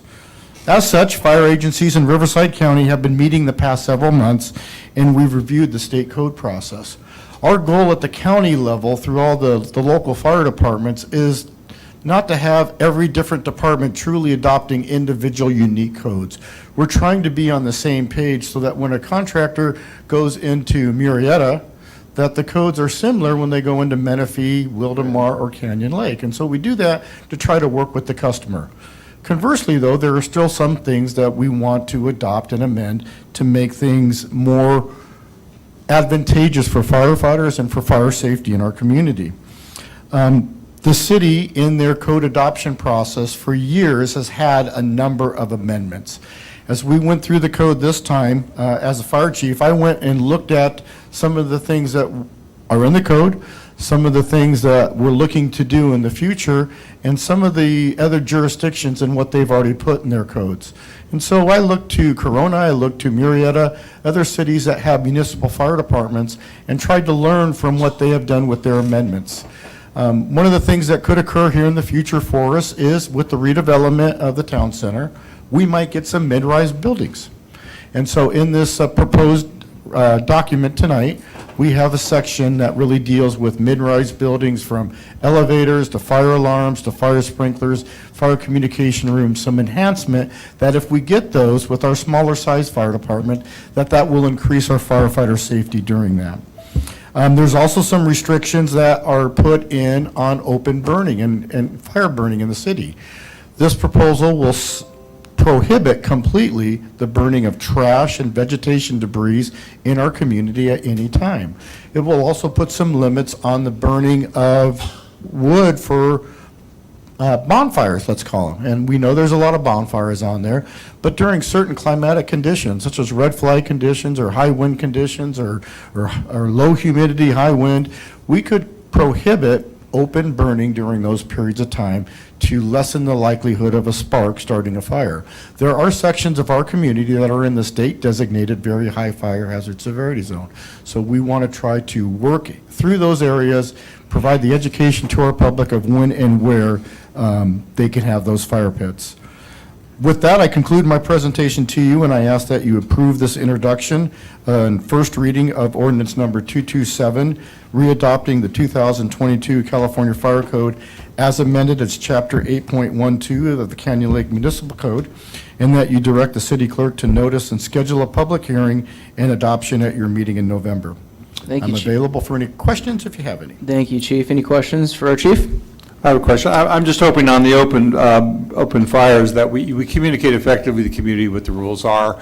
Everybody likes to have a little bonfire. I'm not a huge one, but I think it's incumbent upon the city and of course us to communicate what those standards are. And if those standards change, as you say, due to fire hazards, that we develop a system to really get that out there to the folks. And again, this will not prohibit those little bonfires, those little barbecue pits that you can go out and put in your front yard and have a barbecue during Halloween or some of those other nights when there's a lot of kids out there. It's intended to provide information for our personnel so that they can go out there. It's the most common complaint we've had in our 9 months since we've been in operation. Some of the complaints that we get in are people burning in their backyard and the smoke is drifting into their house. They're concerned if they're against the interface area with the spark and the wind conditions. So this just kind of outlines when and where you can have those, but it definitely does not stop or eliminate those from occurring. And one of my concerns is the campgrounds where not necessarily residents, maybe information isn't going out that well. I just want to make sure we're getting that. We are actually preparing a flyer already. It's half done on, and we got it from the city of Corona on the requirements, and we'll make that available. We'll have it on our website, and we'll go out with our social media, and we will do an educational briefing on it prior to if it is approved. Sounds great. Thank you, Chief. Any other questions? I do need a motion. Wait, I need to see if there's any public comments, Madam Clerk. No comments. I jumped, okay. Now I need a motion. Make a motion to first reading of the fire code to be adopted. You know, we have one more business item, so this could be your second to last motion. Oh, my. Okay. Gosh, we're going to go back to tiers, aren't we? Second. Okay, we need a second. Thank you. Need a roll call vote? Councilmember Castillo. Aye. Councilmember Dane. Aye. Mayor Pro Tem Green. Aye.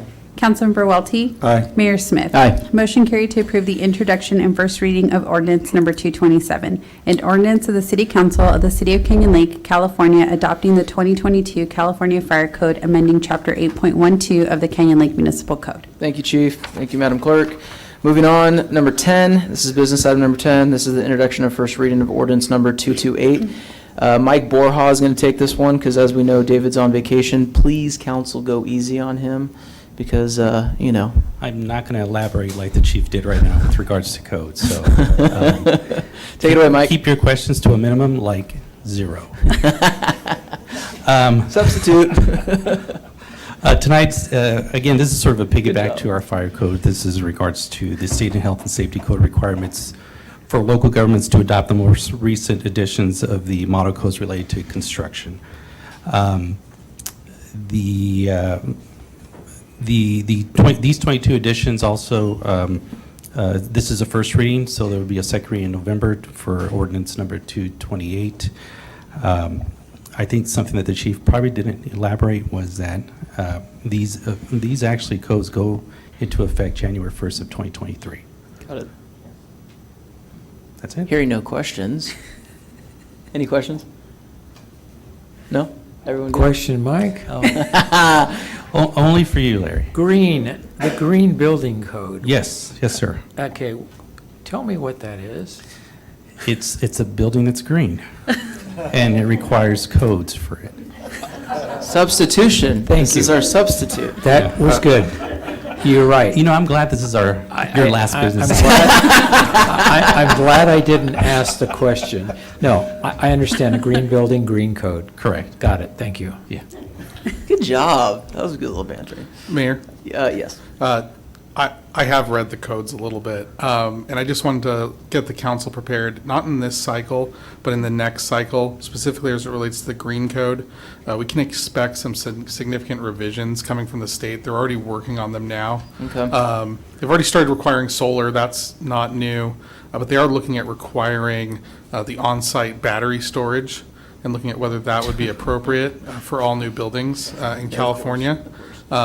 It adds power grid resiliency. It can be useful, but it will add significant costs to the building of new homes. So there are some changes that are being made. They're not in this cycle, but in the next cycle. And so it's probably something as you're looking at your league reps, your SCAG reps, looking at the kind of model codes that start coming out, looking at whether those things make sense for our community. Thank you. Any other questions? For not Mike, of course, the city attorney. Okay, Madam Clerk, do we have any public comment cards on this? No comments. Perfect. I need a motion.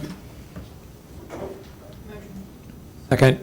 Perfect. Roll call vote, please. Oh, wait, this is a motion and second to approve introduction of the first reading of ordinance number 228. Roll call, please. Councilmember Castillo. Aye. Councilmember Dane. Aye. Mayor Pro Tem Green. Aye. Councilmember Welty. Aye. Mayor Smith. Aye. Motion carried to approve the introduction and first reading of ordinance number 228, an ordinance of the City Council of the City of Canyon Lake, California, amending Chapter 8.02 of the Canyon Lake Municipal Code, adopting by reference the 2022 editions of the California codes, including but not limited to the Green Building Code and related model codes with amendments thereto, and repealing ordinance number 189. Thank you, Madam Clerk. That was well done. Good? Good. All right, before we begin the appointment to fill the city council vacancy, we are going to take a short recess. Can we announce the time? I do need to announce the time. It is exactly 7:56, Thank you. AKA go pee.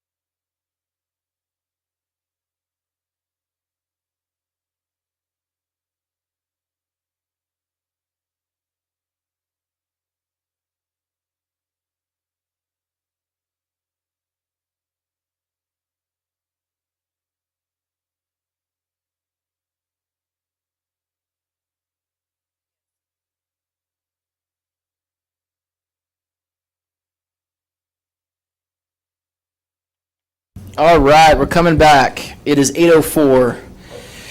Okay, the moment we've all been waiting for. Okay. Business item number 11. This is the appointment to fill city council vacancy. I get to present this item. Application interviews. The interviews, applicants recommended by the ad hoc committee was to move all applicants forward, so we have 4 of them tonight. Anna, feel free to jump in if I screw this up. Thank you, Mayor. So here we go. We're going to talk about how this is going to go down tonight. Applicants will be allowed 5 minutes for an opening statement. Council members will ask questions as they see fit. For those of you in the audience and those of you watching at home, the council has already been given an application by each candidate that had several questions on it, a little bit of background about them, their professionalism, how long they've been in Canyon Lake, that sort of thing. So we've already all read through that. We have them with us this evening. We'll probably be pulling them up as each candidate comes forward. Once all questions have been answered, applicants will have 3 minutes for closing statements. Please, we're going to remind the public that all applicants completed an application which gave them the opportunity to answer all these same questions. The questions being asked by the city council tonight will be follow-up questions. So these are going to be questions that we ask based upon the conversation that takes place this evening, and that's how it's going to go from here. Once again, I'm going to remind the public that the order in which the applicants will be called upon will be chosen randomly. As you can see, we have our lovely name of wheel up there that will be spinning and randomly picking an applicant to come forward. So we're looking forward to that. Let's hope it works. Chris, don't touch the button. You'll probably break it. I'm going to ask the city clerk to spin the wheel and call the first applicant to come forward. Before she does, any questions from council members? I will say that tonight's format is going to go pretty smoothly, we hope. All questions that are going to be asked of the candidate is going to be during their interview process. After that, that's it. When we've gone through all 4 of them, I'm then going to ask the council to recommendation to appoint someone to fill the vacant seat, or soon-to-be vacant seat. Correction. Yes. We're going to have the interviews, and then we're going to take any public comment. Correct. So if there's anybody here wishing to comment, it'll all be done at that time. And then at that time, the mayor will entertain a motion in a second first to appoint somebody. Perfect. Any other questions? We good? Okay, Madam Clerk, why don't you click, spin, make the wheel go round and round. Okay. This is the fun part. Oh, it lands on blue. Mark Terry, you are our first one up. Round of applause. Perfect. Perfect. Wheel of Fortune. All right, Mr. Terry, the floor is yours. 5-minute intro.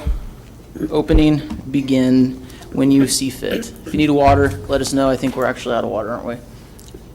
We're good. Okay, we're good. Mayor, Mayor Pro Tem, City Council members, City staff. My name is Mark Terry, and good evening. My wife and I moved to Canyon Lake in 2001. We raised our children here, and we are also so blessed to watch our 4 grandchildren enjoy the same quality of life that their mother and father enjoyed when they were kids. Canyon Lake is more than just a city. Rather, it is the true definition of community. It would be an honor to serve the residents of Canyon Lake as a member of the Canyon Lake City Council. Over the past 21 years, I have witnessed both our city's struggles and success. I do believe that the city of Canyon Lake is experiencing a great revival, in great part to the vision set in motion by our current city council. Our economic recovery over the past 4 years is truly remarkable. I promise, with great effort and enthusiasm, to collaborate with this city council in the continuation of those efforts on behalf of our residents. If appointed, I promise to protect the quality of life for both our residents and those businesses who make Canyon Lake their home of operation. That includes safe neighborhoods, safe amenities, and safe environments to conduct business. I am a huge advocate of small business. I look forward to working with this council in the development of platforms and programs that provide every opportunity for our business owners to be successful. In addition, I will continually look for ways to encourage and recruit new business to the city of Canyon Lake.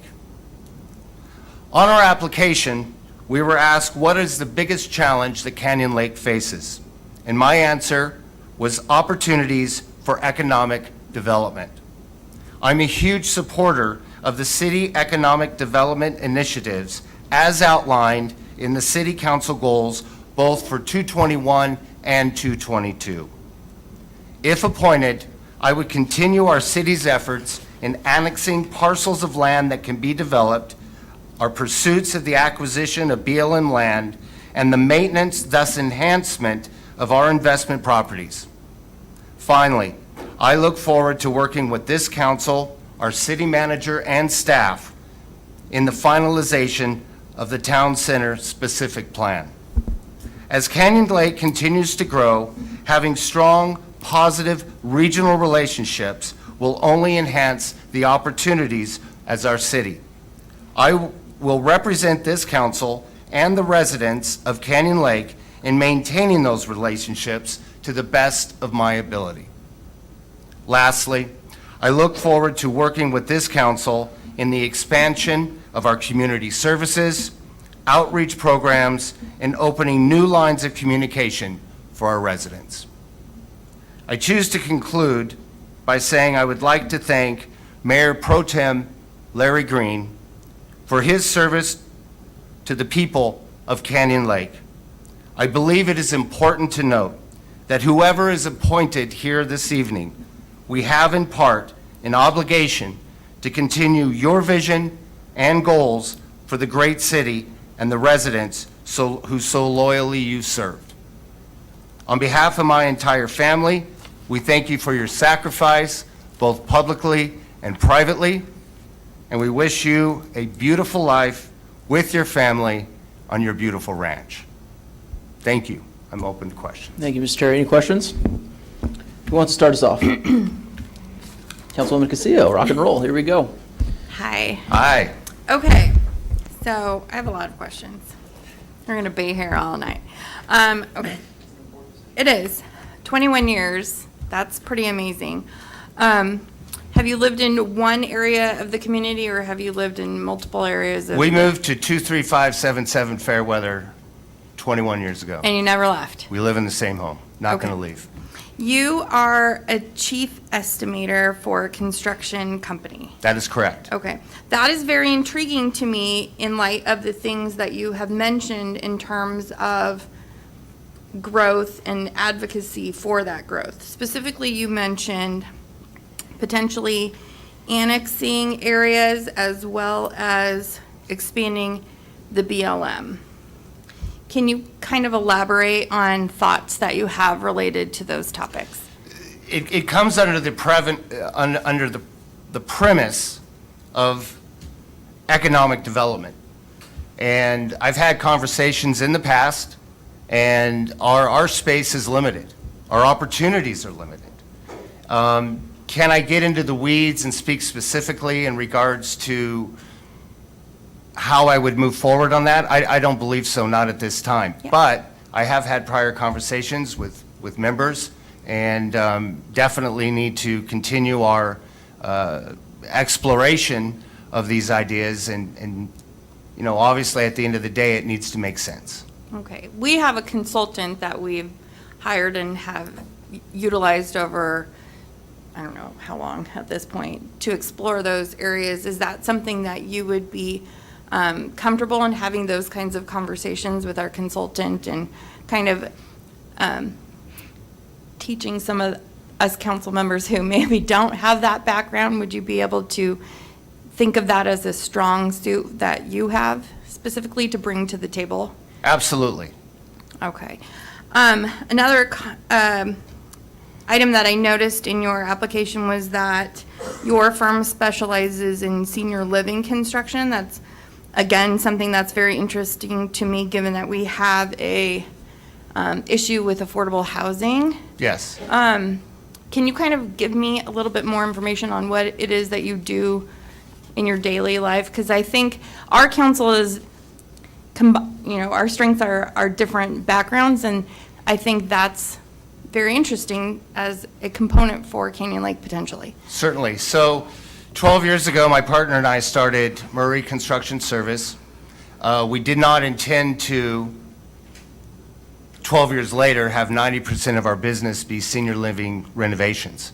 But one thing led to another, and now, like I said, over 90% of the construction that we do are interior renovations for senior living communities. And our specialty is that we actually perform these renovations without displacing the residents. Okay. I have 2 more questions. Am I all right to go? You're good. I noted in your application that you are very interested in kind of making sure our town center is a focal point. Can you kind of elaborate on just any ideas you may have? Well, and it's not a criticism. Okay. It could be, it's fine. But I think in order to encourage business, we need to make the investment in that town center. I drove through there over the weekend, and, and again, not to be inconsiderate, but some of it is starting to look a little outdated. And as you know, in the retail market, we need to compete for that business. So, blanket statement, any type of improvements that we could do with those areas, I think would be an improvement and enticing, especially in the area of retail. Awesome.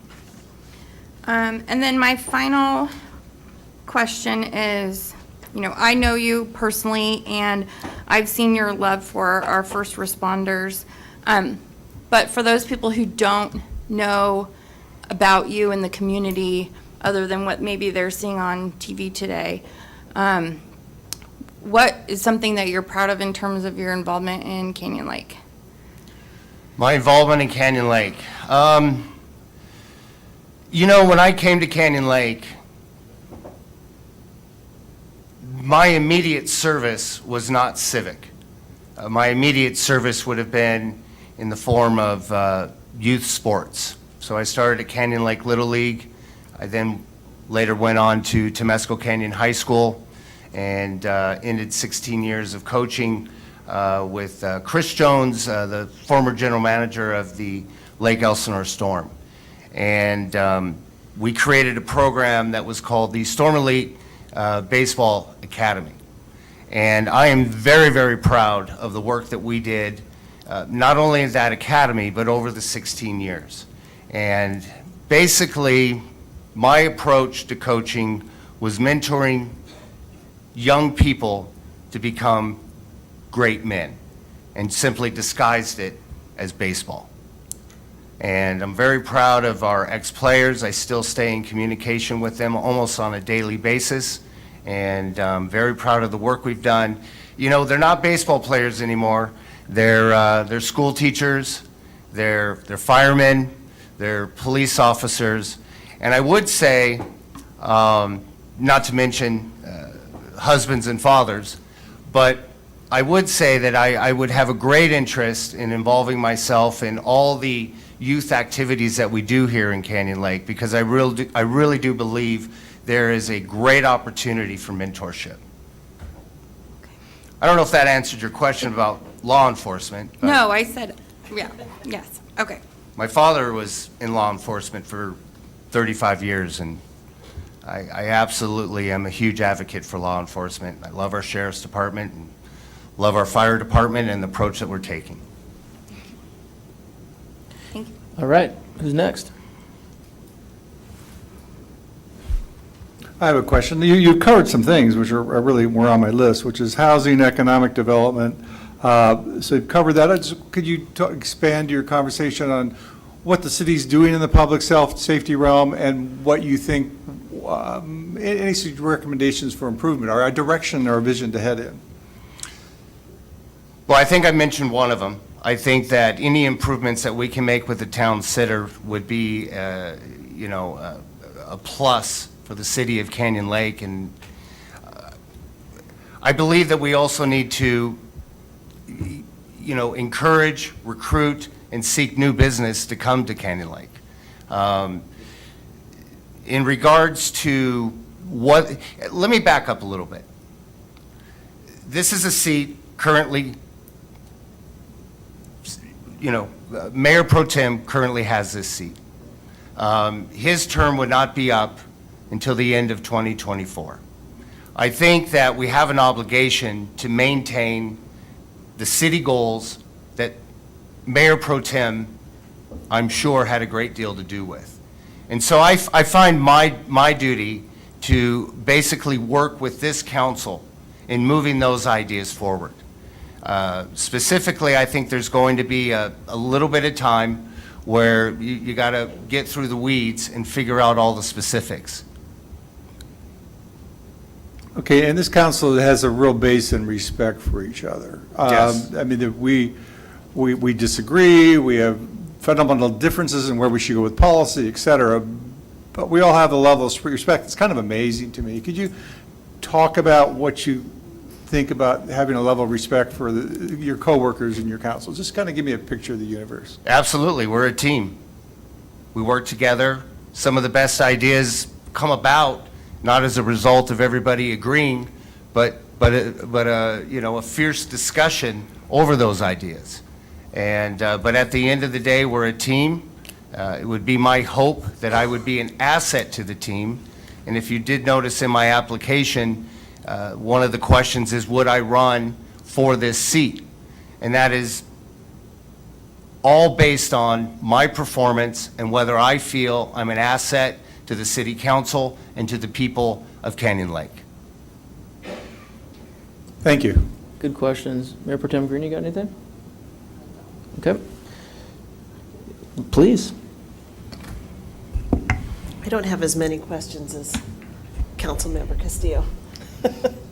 But how do you think, with your experience in both construction management and coaching that you've done, how can you use that to further the goals of the city?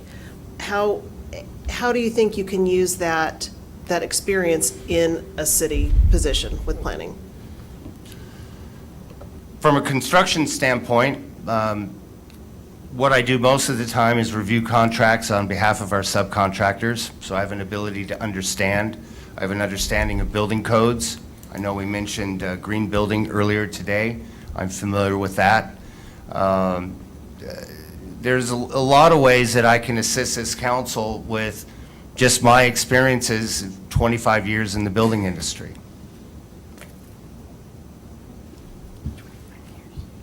Is it my turn? All right. How you doing? I'm doing well. How are you? Thanks for being here this evening. Thank you. Exciting process for us. I know that in preparation for this, council's taking this very seriously, and I appreciate that you have so far in this interview as well. First question I have for you is, and this is actually coming straight from Mayor Pro Tem Green, because this was the direction I was given when I was first on the council.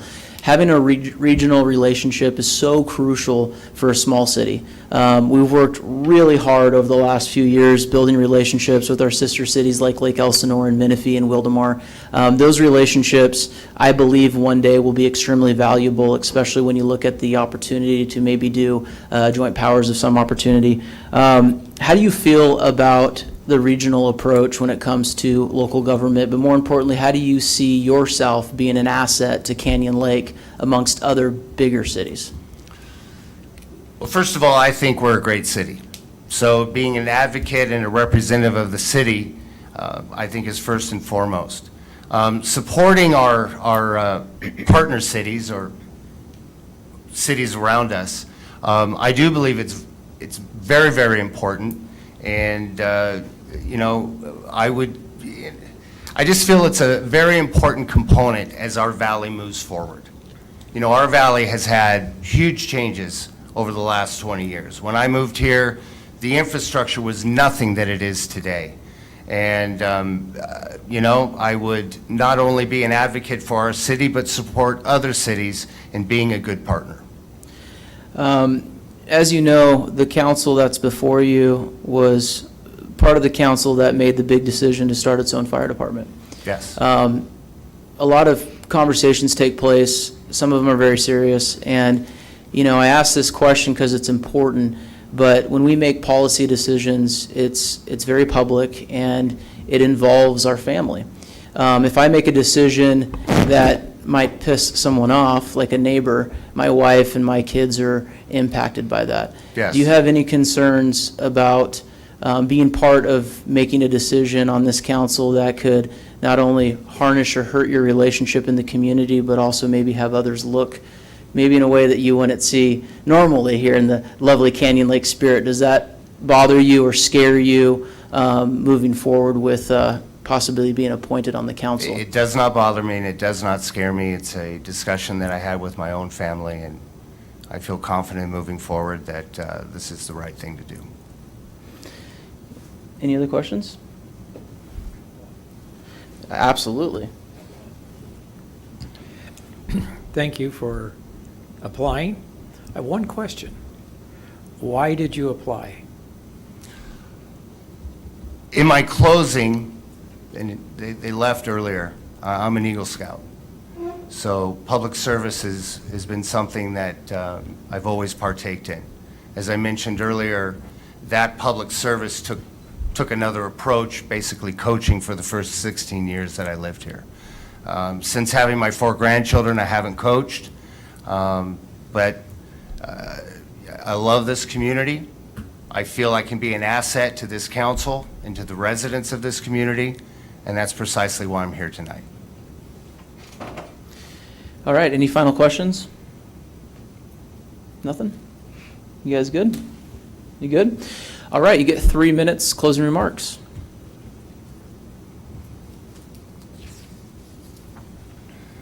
In closing, I find myself humbled to be here tonight. As an Eagle Scout, I was taught at an early age the importance of community service. The prospect of serving the people of Canyon Lake would be an honor and a privilege. The opportunity to give back to the community that has provided my family with the true definition of the American dream is one that I will not take lightly. If appointed, I look forward to working with this council, our city manager, and staff in protecting our greatest assets, our people, our lake, our homes, and as they like to say, our little bit of paradise. I thank you for your time. Thank you.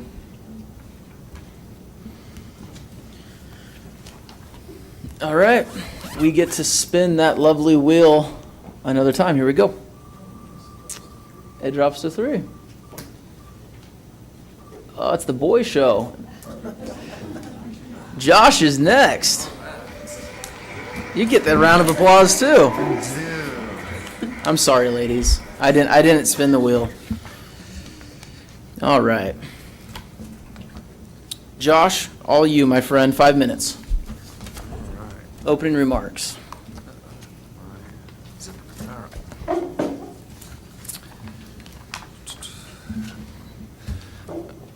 Good evening, Mayor, council members, city manager, staff, and the amazing citizens of Canyon Lake. I'm very blessed to be here before you, and I truly appreciate this opportunity. Let me move that.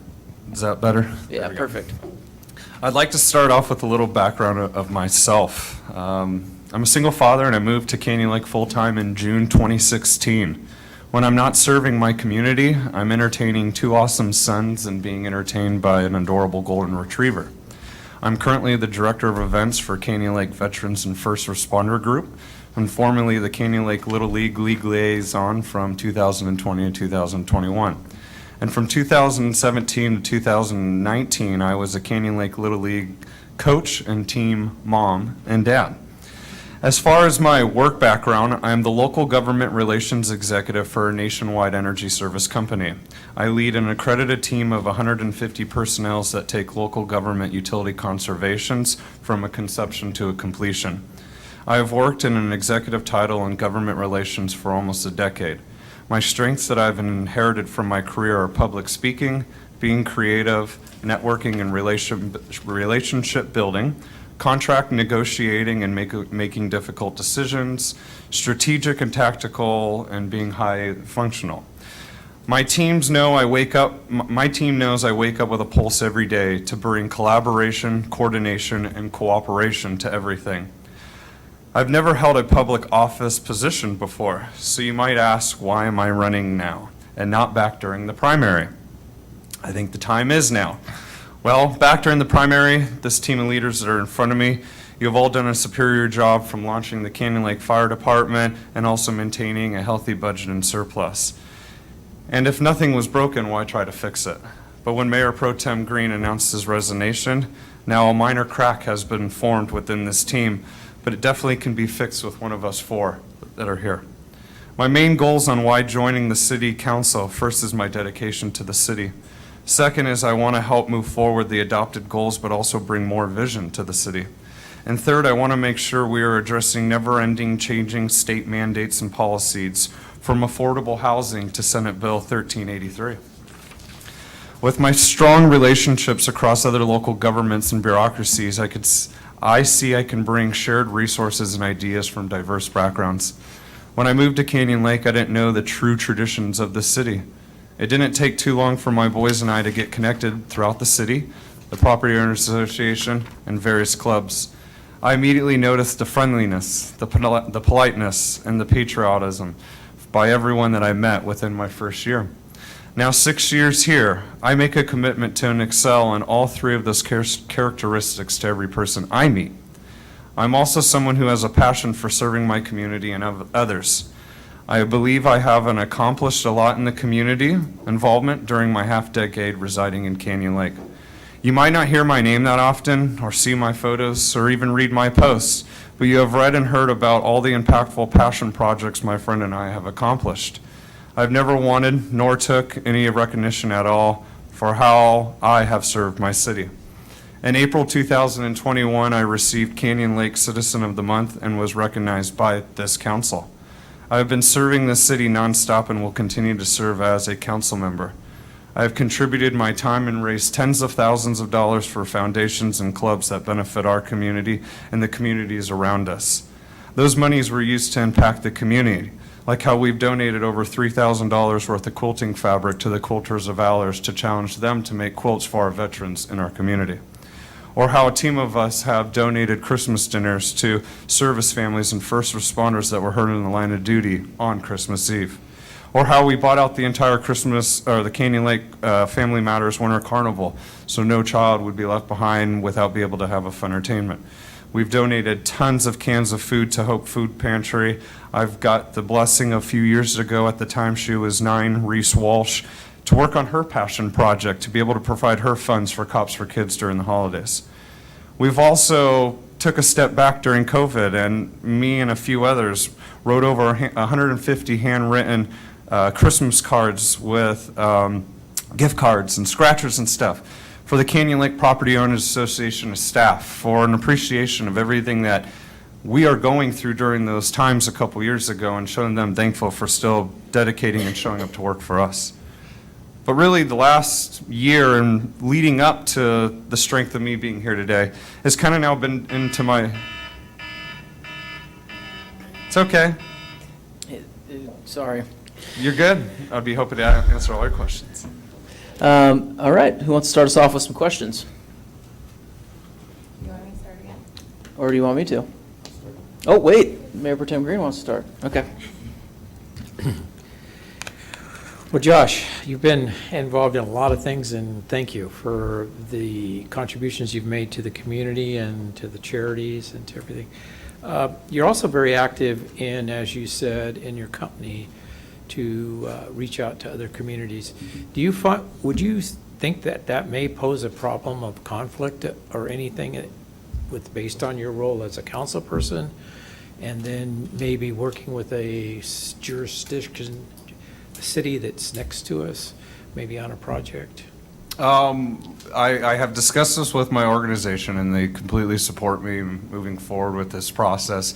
And we vetted out the agencies and organizations that the city primarily works with, from the water districts to sheriff's districts, things like that. And at this time, as if I were to take the seat and be appointed, I do not have any conflict of interest around there. Councilwoman Castillo?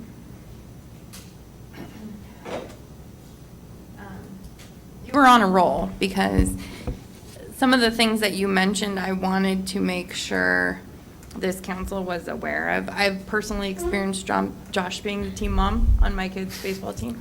But beyond that, and I say that jokingly, but you really have committed yourself to this community. So much so that a lot of people don't actually know it's you that's doing this. You're kind of like an angel in the background.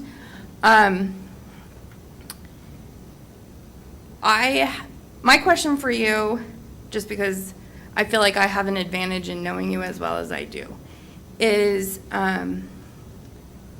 like, tell me something that you could bring to the table beyond your community involvement, because I think comparatively speaking, you're probably, I mean, you do so much for our community, but I mean, you mentioned housing challenges.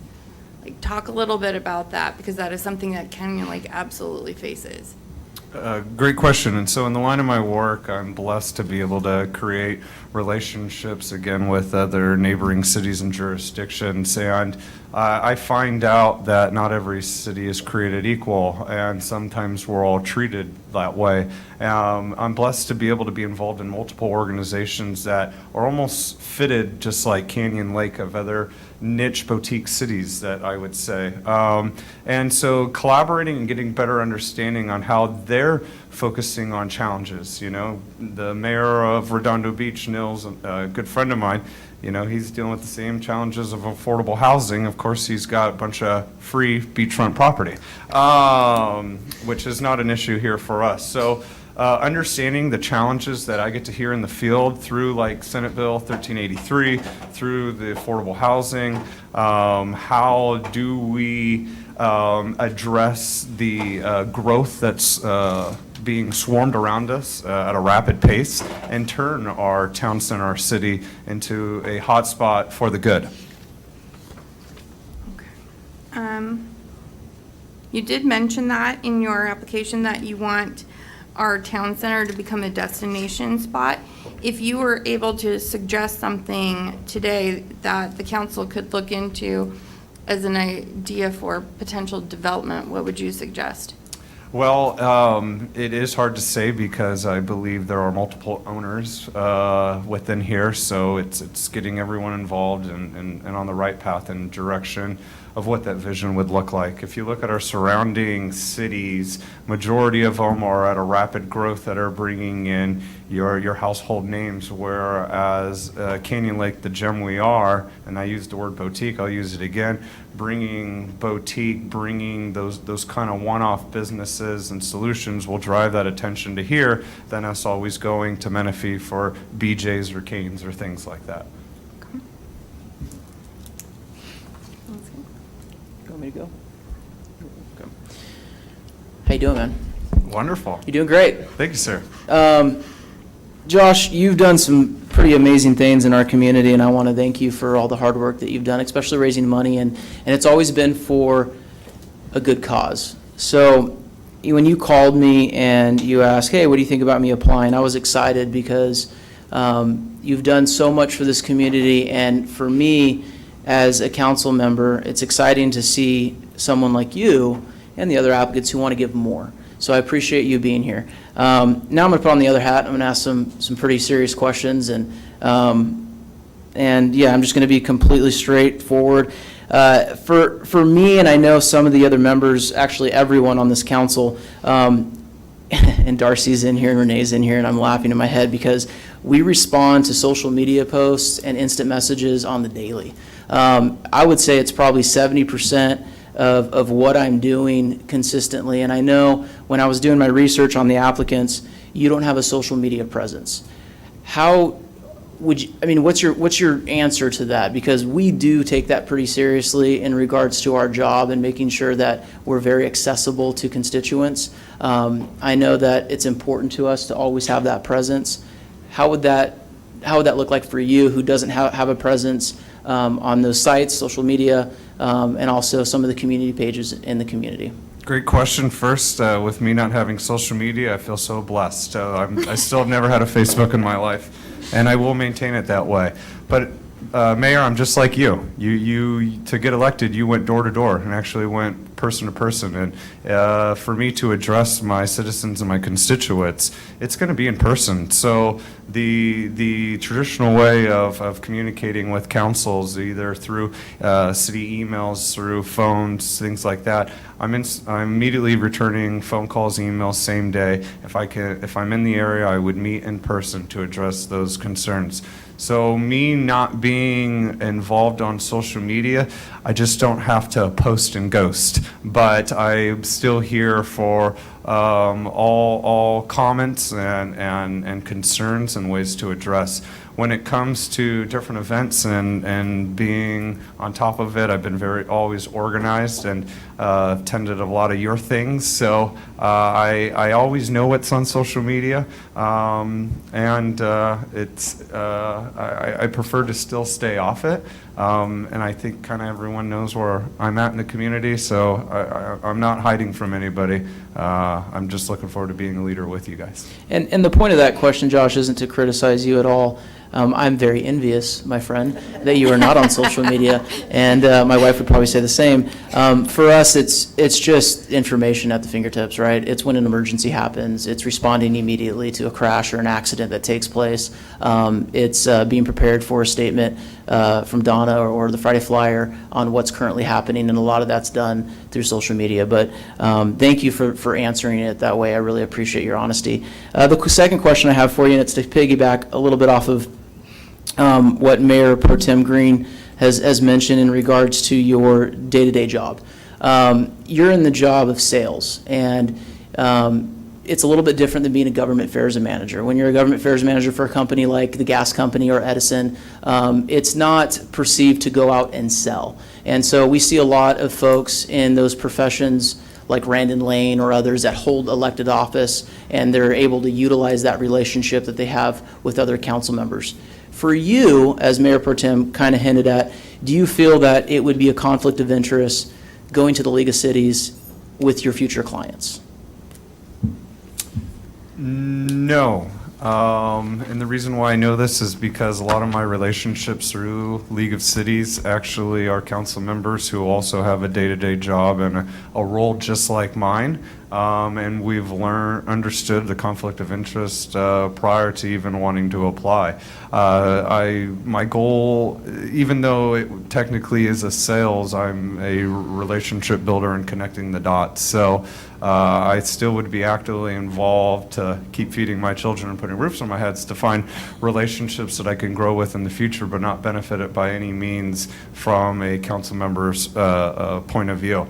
When I've seen these friends of mine who are also elected officials, they're wearing one badge. That's it. It's either they're representing their company at a certain event, or they're going to be representing their city at a certain event. And my organization, let me run with it. You know, your calendar, my city's calendar, is a more priority than my work calendar. But that just shows the flexibility and the commitment that we can give to you.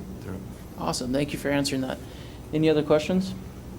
I'll go back to the relationship with the council questions. Basically, what's your view of how you handle relationships in teams, and how does that work for you? Well, again, collaboration, coordination, and cooperation.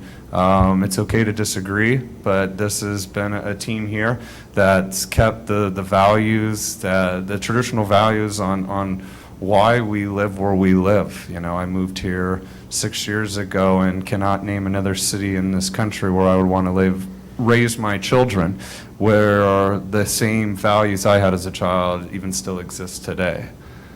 So that's kind of all I got. So, can you expand on what you feel about, or what your vision is for our public safety, police, fire? Yes, so want to make the commitment to, look at, if we do have a surplus, how much percentage from that or general fund can we look at additional safety on Railroad Cannon? I think that's going to be our number one problem there. Number two problem is how do we keep our community, everything within the gates as safe as possible, and having a great partnership with the POA and their third-party security company to make sure our citizens and our community staying safe. But bringing more county sheriffs or utilizing potentially JPAs like with something with Menifee. Right now, they're still floating over there, and it seems like it's going really positive with their police force. And if there's any potential opportunities that we can all work together and utilize those services, maybe that can also save money or well, at the end of the day, it's not about saving money, it's about saving lives. So it's using our money in the best judgment to make sure safety is #1 priority in our community. Any other questions? I forgot to ask one more question, so no, I don't want to cut. Because See how we get everybody's along? taking my questions, so I better go first. So I'm gonna switch one of mine over, because I did have a question about the conflict with your day job. But how do you think, in opposite of conflict, how do you think what you do for a living would help enhance your relationship with others here and with other cities? Yeah, I actually have to stay on top of this never-changing code, and especially even with the current administration and the Inflation Reduction Act and green building codes and California Title 24 Energy Code. I have to stay on top of it. So having that knowledge and expertise I can bring to the table where we're not all having to sweat or go find additional answers in other areas. So when it comes to utility conservation, sustainability, infrastructure enhancements, other renewable and resiliency goals, and other ways I can help Darcy address water scarcity, I can bring all that knowledge to the table. But outside of that, being involved with the different organizations, again, it goes back to I always pick something up that just catches my ear that says, that's unique and this could fit in Canyon Lake. But if we watch the news, we all can't say, oh, that's unique, this could fit in Canyon Lake, because that's all based in a different jurisdictions. But some of those regional areas that, I don't think, we have a sister city? Got a couple of them. Couple of them, yeah. But, it's keep engaging, collaborating, and driving the vision. There's a lot of change going on, and I want to be a part of it for the good. Yeah. Go ahead. My question was the same one that I asked Mark. What are your thoughts on our BLM progress? It's government, so I think it's right on track. From a personal perspective, I'd like to see almost like a mixed use. So if you look at our almost triangle of a community, you can get out any of our majority gates and almost have the same businesses in a way. So that adds more value.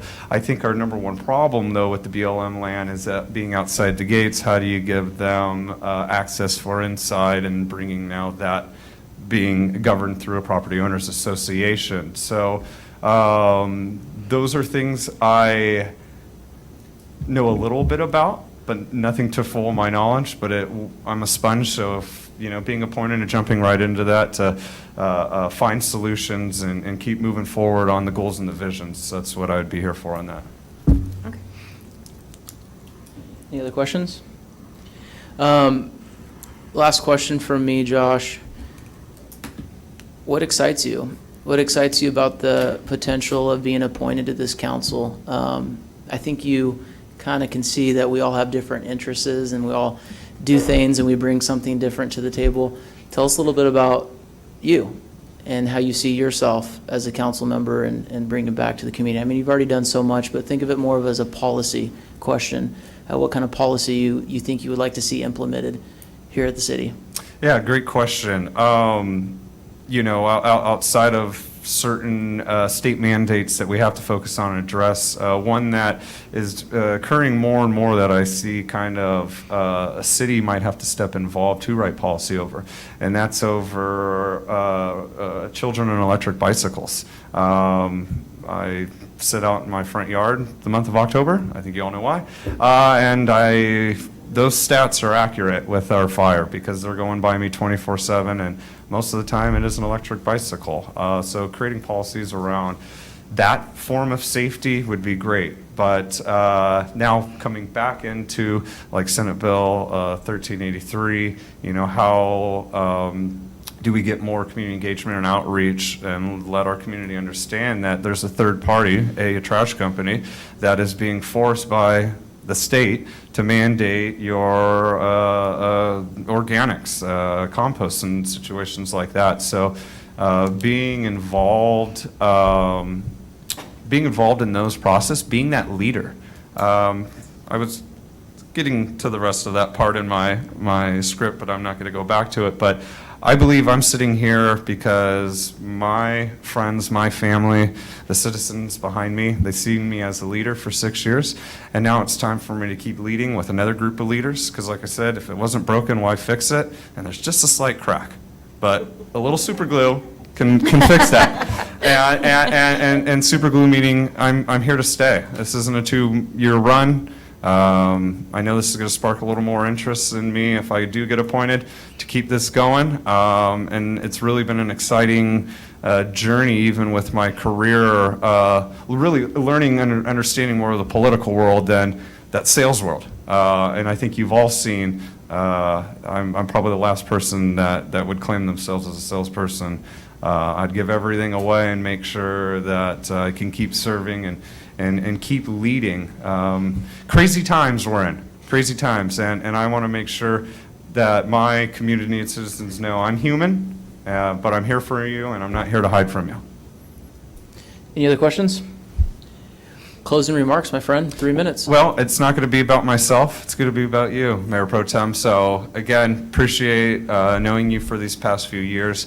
This is something that I really do want now, and what better shoes to fill than yours. So I hope I wish you best on your next endeavors and chapter in your life. And I'll have to come out there when it's not snowing, so I don't have to help you shovel snow.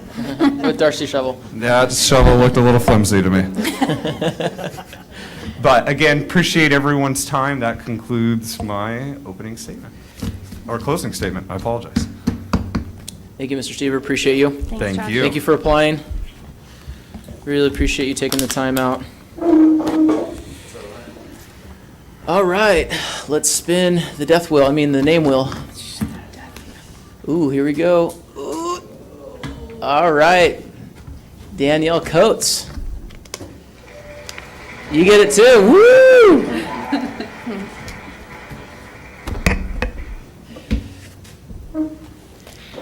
Thank you for joining us. Absolutely. Thank you so much for having me. Absolutely.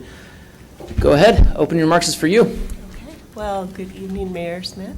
Good evening, Mayor Pro Tem Larry Green.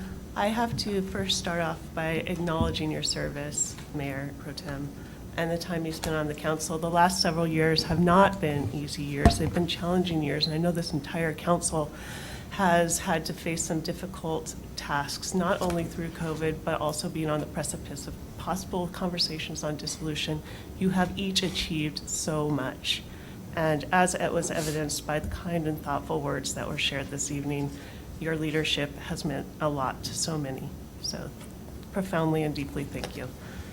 I come to you this evening as a on and off 38-year resident of the city of Canyon Lake. My entire time in this city, I have been passionate about the city, about all that we protect and all that we hold dear. Our community is a vibrant yet small, tight-knit community, and I have never been more proud to be from or be part of anything in my life. I am fortunate throughout my professional career to have had the opportunity to represent Western Riverside County in a number of capacities. I am currently working at Rancho California Water District in the Public and Government Affairs space. Prior to that, I spent 11 years at Eastern Municipal Water District in a similar capacity, and prior to that, I was at the Western Riverside Council of Governments.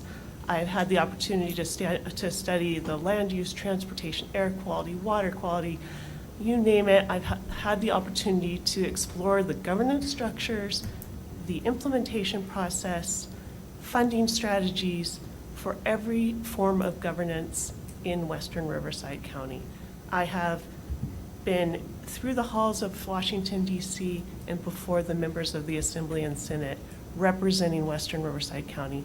But it is my pleasure to come before you to ask for the opportunity to represent my city, the city I've held so dear for almost my entire life. I've had the opportunity to not only go away to college and come back to this beautiful and wonderful city, but I met the boy that lived down the street who became my husband, and we were fortunate to be able to raise 2 beautiful children in this community. On my private time, I have been very fortunate to serve for 6 years on a charter school board. And if you want to see passion, you need to encounter some parents with some unfortunate challenges before a school board. Then you definitely see some passion. So I understand the challenges that go along with public service, that go along with confronting and encountering your constituencies in the marketplace and wherever, and acknowledging and listening to the challenges that they have, and being thoughtful and considerate in addressing those challenges. I have,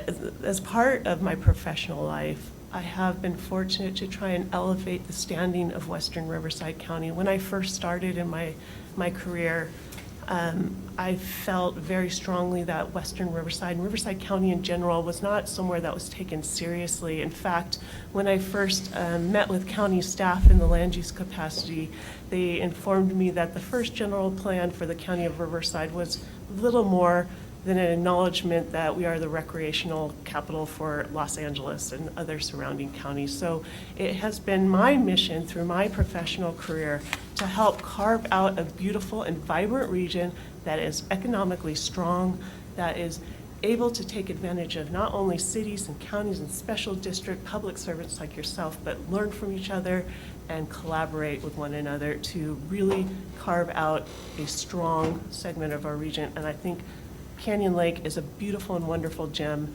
that is unique in so many capacities, and I want to continue to celebrate, whether it is in the capacity of a council member or not, the wonderful and uniqueness that is our city. And so with that, I just thank you for this wonderful opportunity. I am fortunate to be amongst a number of wonderful candidates this evening. I am fortunate to know most of them, and I think the strength of all your leadership really speaks to the quality of the candidates that you have received this evening. I am very proud to be amongst them, so thank you for this opportunity. Thank you so much. Any questions so far? Who wants to kick us off? Mayor Pro Tem Green, you want to start? Mr. Welty? Whoever pushes, all right, perfect. Yes. I didn't have the mic on. Minor thing, it's okay. Why now? Why apply for the city now? You've been here 38 years, and we've had, obviously, elections and everything else, but is this just the right time, or why? Well, I definitely think it's the right time, but I think it's the right time because of the groundwork that's been established now.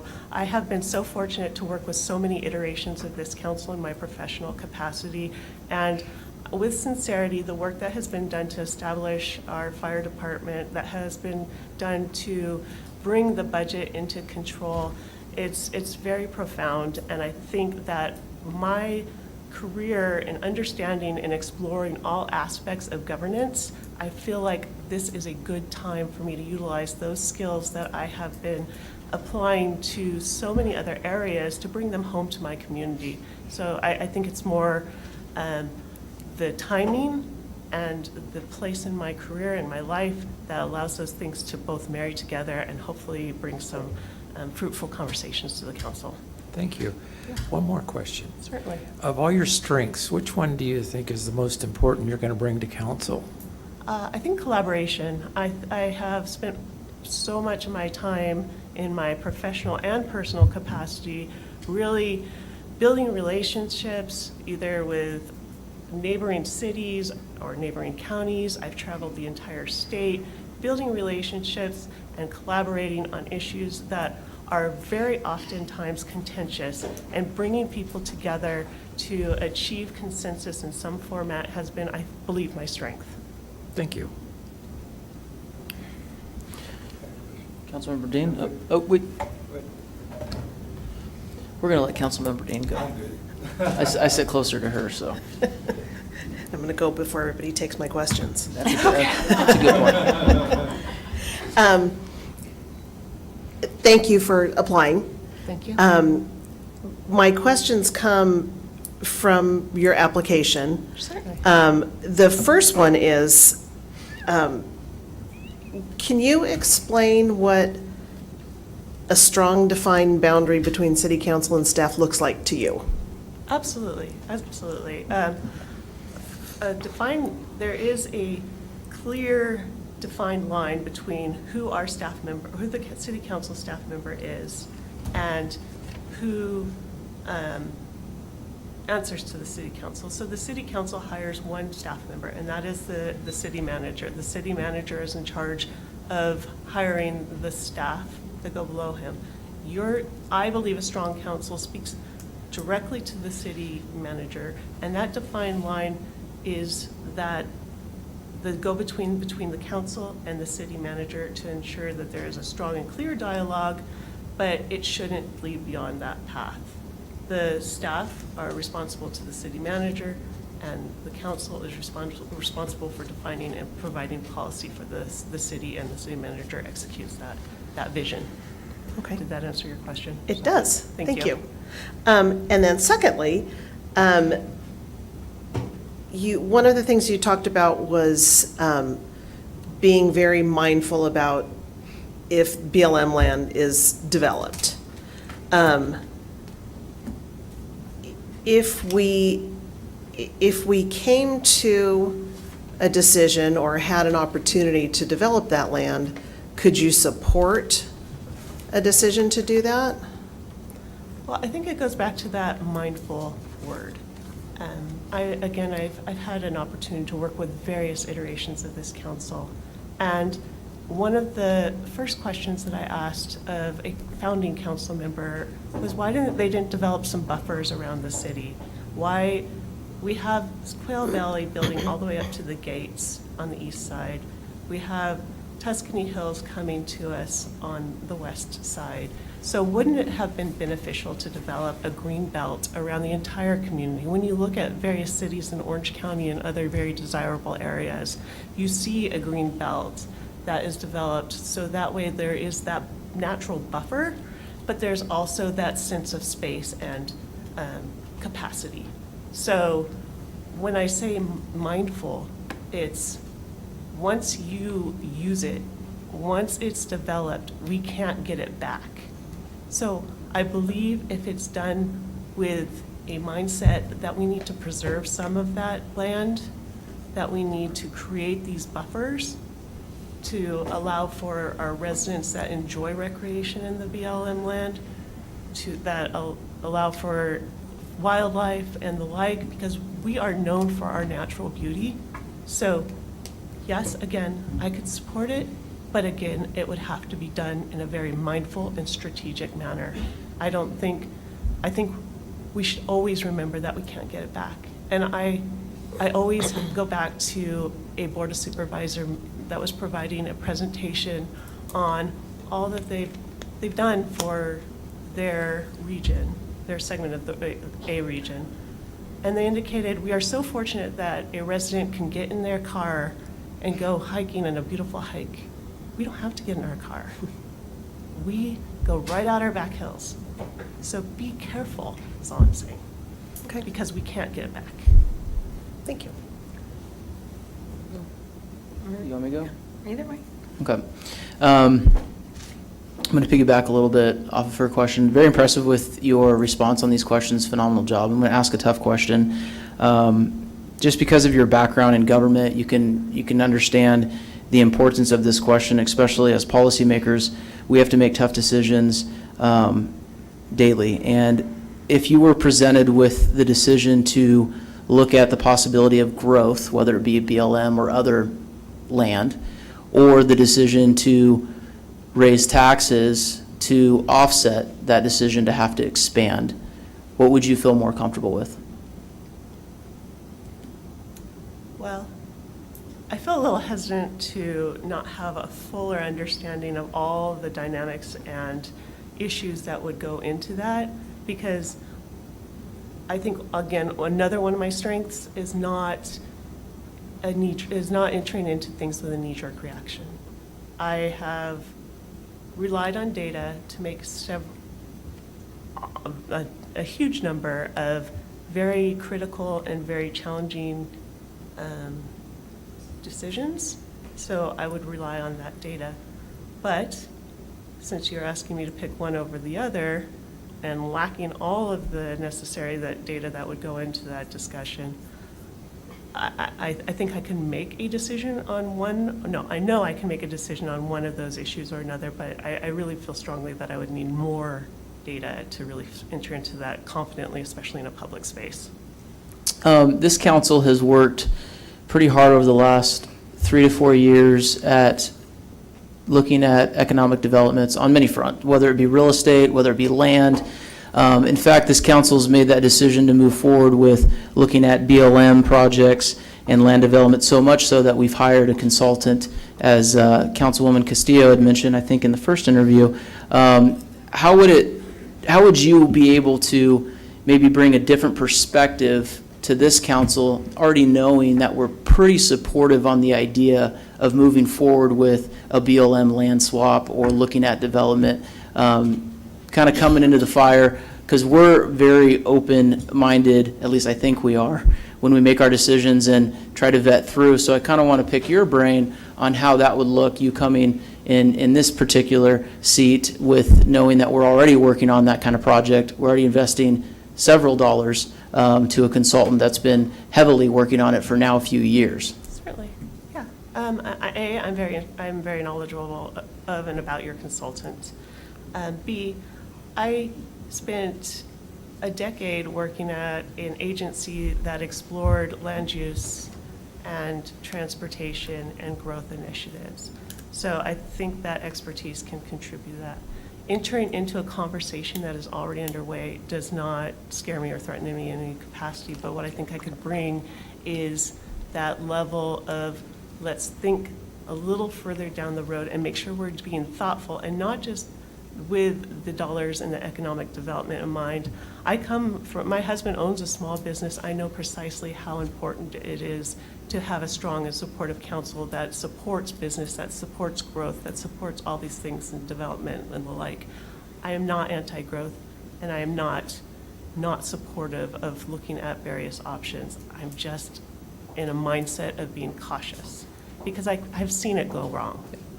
And I think I could also bring that level of, please use this example as a guide for when we make future decisions, not as a, this can't be the direction the city council heads at any cost. Thank you. Yeah. Thank you. Any other questions so far? Yeah. Councilmember Welty? Your experiences in regional government, that's in a nutshell. So you've got to be aware of what there are issues regionally. So what two things do you think your regional experience could bring to benefit Canyon Lake, the community? Certainly. I think exploring the growth on both sides of the city is really, really important. I think understanding the traffic and the traffic patterns around the city is something that is going to be very important when we think about public safety. I know as I get in my golf cart and cruise across Railroad Canyon, that every day I think, oh my gosh, what if this car doesn't stop?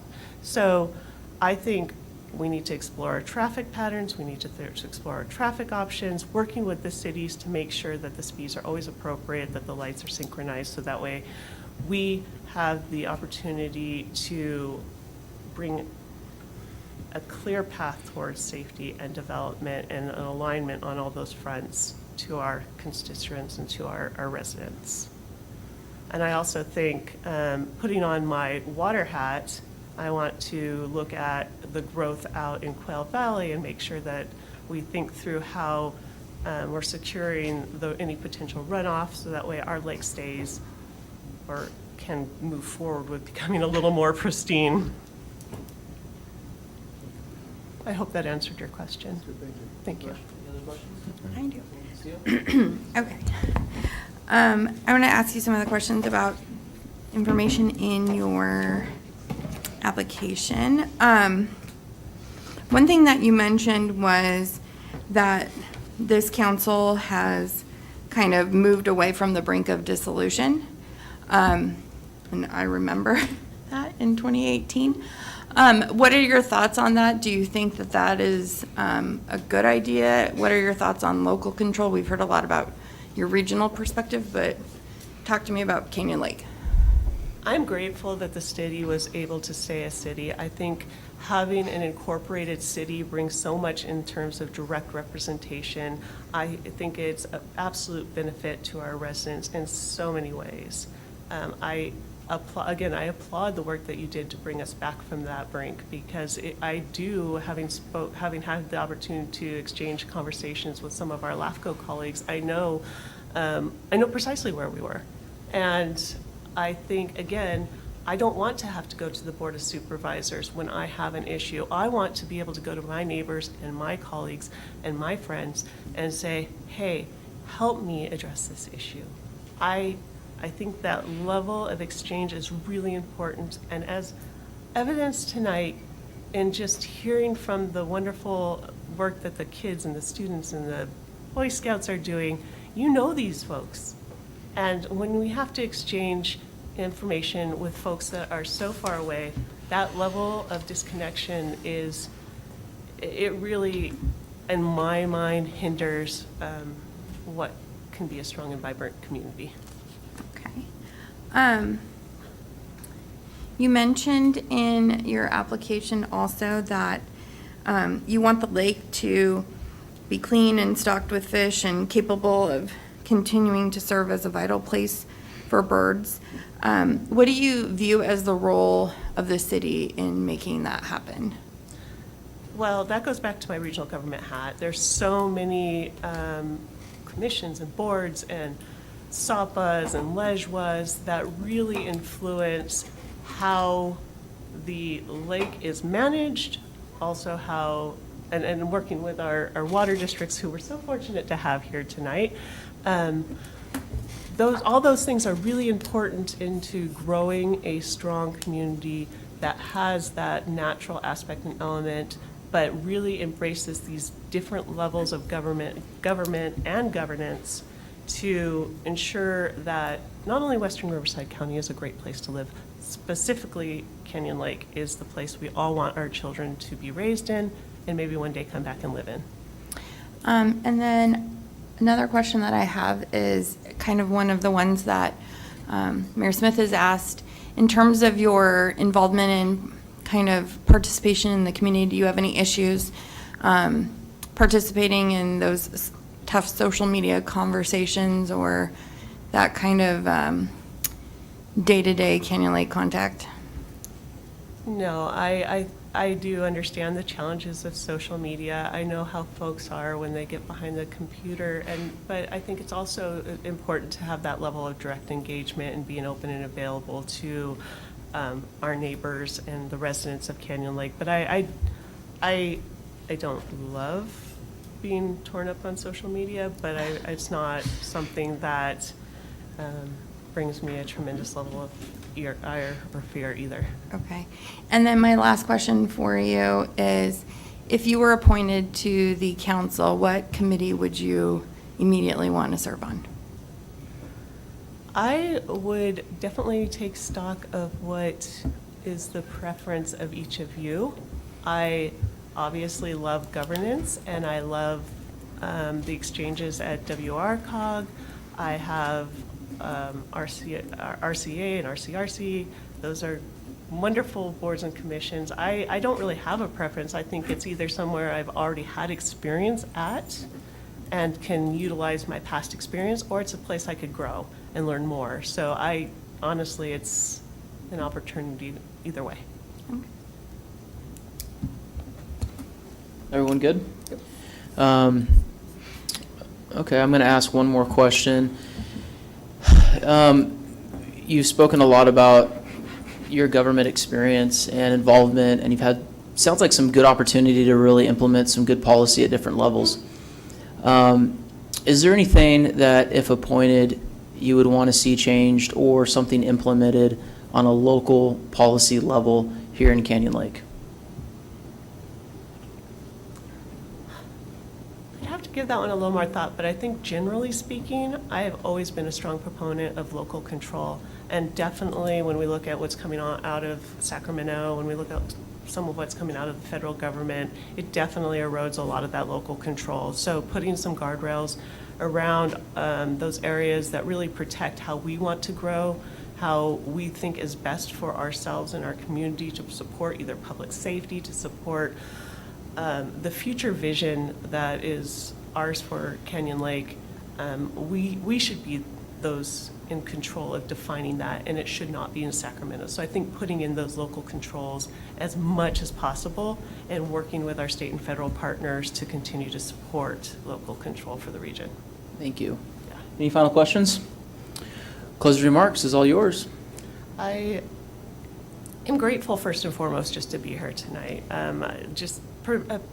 Coming before you is something that I've been really excited to do, not only just to showcase what I've really been doing on behalf of the region behind the scenes, but really get to know each of you and see you up close and personal. And I hope to be with you on the dais, but again, I am so proud of the folks that you have as far as candidates this evening. I'm very passionate, as you could tell, about Western Riverside County, about Canyon Lake specifically. This has been my home. This is where I want to be, and this is where I choose to raise my family. And I hope to be able to utilize my experience, my wealth of resources, and my relationships to continue to make Canyon Lake a very desirable place to live and be and continue to do work. So thank you. Thank you.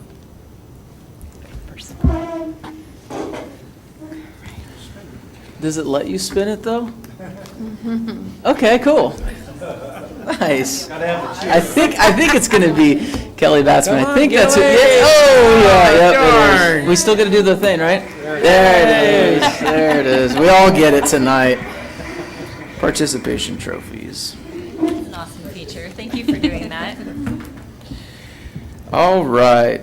The floor is yours. Open remarks. You know the routine by now, so. Yes, I do. Mr. Mayor Pro Tem, members of council, staff, it's very humbling to be here tonight. It is, it's absolutely, I'm extraordinarily thankful for this opportunity to sit before you, to be amongst some pretty amazing peers.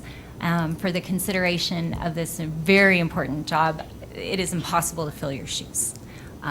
I think the greatest honor that any of us can bring is to take the foundation that you very carefully built and see how high we can take it. Definitely.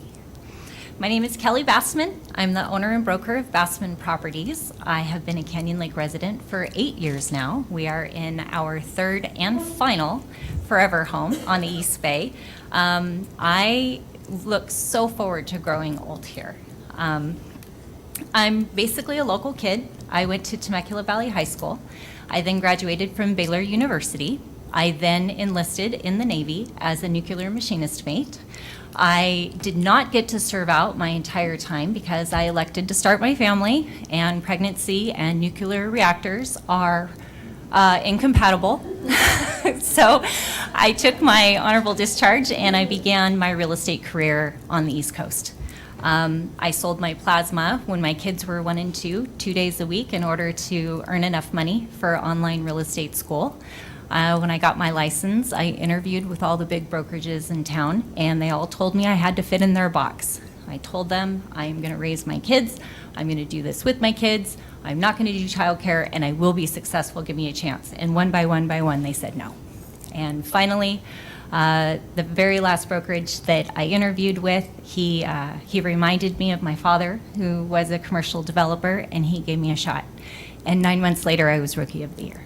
So I hope that that demonstrates my level of determination when I have a goal and I believe in myself. When I got out of, after I started real estate in Virginia, I was there for a few years. I moved back to California in 2006. I had already obtained my real estate license here in California, but as we know, in 2006, that was not a terrific time to do real estate in California. So I segued to a career in the media world. I started a media company. I got to work on the 2012 presidential campaign in both the primaries and the general election. I also worked as a news anchor for Inside Radio, where I delivered a newscast to the radio industry Monday through Friday. But probably the reason why I'm here tonight is because about 10 years ago, I served on the board of directors of the Boys and Girls Club of Southwest Riverside County with a woman named Marianne Edwards. And she was a big inspiration to me. And she believed in me, and she saw the heart that I had and the spirit that I had, and she thought she was kind of a mentor, and she planted a seed that future in public service would be a good idea. I've nurtured that seed for the last 10 years, and it has had the opportunity to sprout. And that's why I sit before you tonight. In 2014, our son was diagnosed with type 1 diabetes, which is an autoimmune disorder that he will be insulin dependent the rest of his life. That opened the opportunity and the door for us to be a part of the Juvenile Diabetes Research Foundation as a mentor family. So anytime there's a new kid in the area that's diagnosed, the family has another family to call for support, for encouragement, to vent, to cry. We're here for them. I run a business. I run Bassman Properties. It's a real estate brokerage. It's residential and commercial. I started it by myself with no investor money. I started it in 2017, and with very thoughtful year-over-year growth, I have been successful. The company has, I don't desire to have a giant corporation. My focus is on service to the customer, and I feel like that far outweighs anything else that I can do as a service provider. Me as a person, I am very much a team player. I'm a consensus builder. I love to listen to both sides of a conversation prior to making any judgments or decisions. I think it's critical that folks feel heard. I think we have 2 ears and 1 mouth in that ratio for a reason. And I love, and one of the other candidates mentioned this, I love disagreement because that gives the opportunity to learn something. Thank you so much. Moving on to the question portion. Any questions to start off? Who wants to start us off? Sorry, Ford. Can you comment on what you could bring to the table as far as, one, public service, and second, give me some comments on economic development. As a realtor, you would have a picture for the town center, for Canyon Lake in general. Public service, to me, is kind of the hat that you wear all the time. It's ongoing. It thrives in a networking type situation. You know, we live in this extraordinary community, but it's all fairly young. So we all have something to learn. There is no need to reinvent the wheel. It's an awesome opportunity to network constantly, which is something that we kind of all naturally do. I think it's a certain personality that gets involved in this. And we all have tremendous skill sets that are intended to complement each other. As far as economic development, you know, we need to, I think, be in a consistent space of analyzing what our city assets are and how we can best monetize them. Whether they're being monetized already, maybe more effectively, or maybe there's an opportunity that we haven't yet seen that we can take advantage of. Any other questions? You want to go? Go ahead. Yeah, go ahead. I don't want to. take your questions. Yeah, Councilmember Dane. A little bitter about that. So expanding a little bit on what you were just talking about monetizing city assets, you also talk about acquiring additional assets. Do you have any recommendations of assets that you would like to see the city acquire? Having a city that is comprised of majorly residential is tough. So having a balanced budget is an enormous feat. And if we don't have economic security, we don't have a city. Just like as a business owner, if you don't have, a balance sheet and if you're not bringing money in, you don't have a company. So it's going to, I don't know what our city assets are. So I can't tell you what exactly needs to be done, but I would love to look and see what we have and see what the investment opportunities are in order to bring income in a way that is not residential. Whether it's, I don't know if it has to do with taxes. I don't know if it's sales tax. I want to know what other cities are doing. What's working for others, and let's tweak it and make it our own. Okay. And then a follow-up from something that you mentioned in your opening. You talked about the inspiration that you got from Marianne Edwards. Can you walk us through kind of the steps you've taken since that point that you met her 10 years ago to bring you to this position now? The seed that was planted was something I knew I couldn't do justice to until I had the time. I feel the most valuable asset that any of us have is our time, because we're either devoting it to our families or to our careers. And I knew that I couldn't do this justice until I had the time to devote to it. And so it was just tucked away until the opportunity presented itself. And I felt like, due to where I am with my company, due to where I am with my children, with almost all of them being grown, I now have the time to do this position, the justice and the honor that it deserves. Okay, my turn. Hi.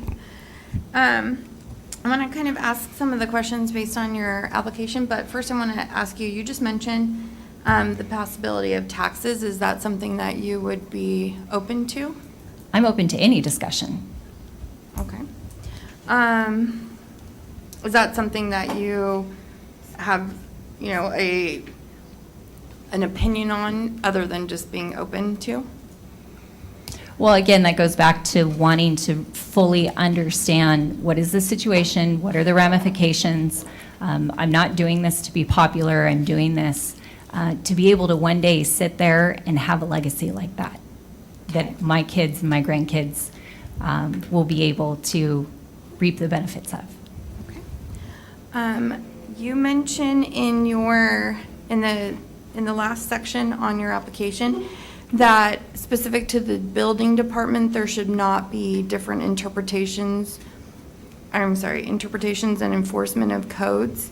Can you elaborate on your thoughts on that? Absolutely. So as we know, our one building inspector is on vacation. There is no one filling in for him.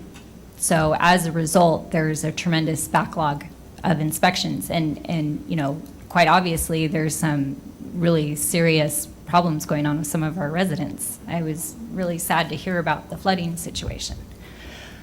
And I know Canyon Lake back in the day was the Wild West, and there wasn't enforcement. And I've shown all kinds of homes in all kinds of different levels of compliance.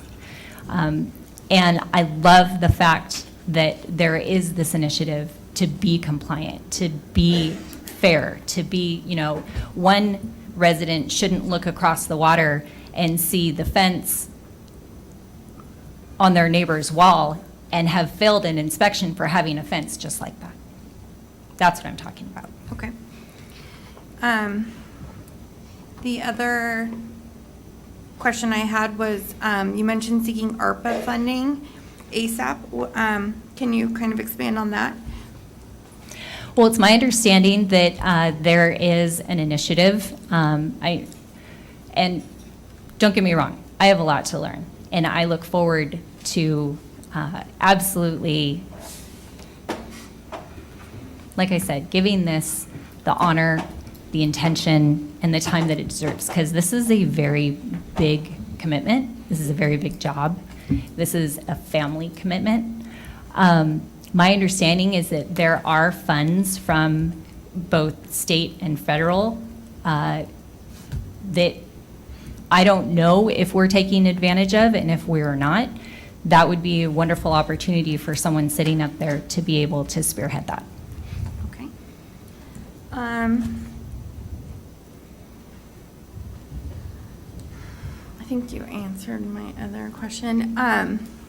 Just some of the other things that I've asked other candidates. What is your perspective on the BLM land and possible acquisition and development? Anytime we can add to our city's assets, I think that's a wonderful thing. But obviously, there's a tremendous amount of consideration. There's environmental consideration. There's, what is it going to take? What is the cost? What is the result?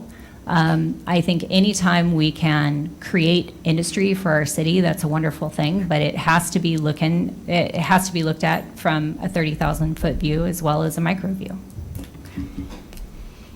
I love riding my bike out there, I can tell you that. If appointed, what committee would you immediately want to serve on? My passions are the water. My passions are the lake. That's what gets me excited about Canyon Lake. I love living here. I want to be where my strengths would lend the most value. But those are my interests. I would love to be part of acquisition and building city assets, and anything having to do with the lake.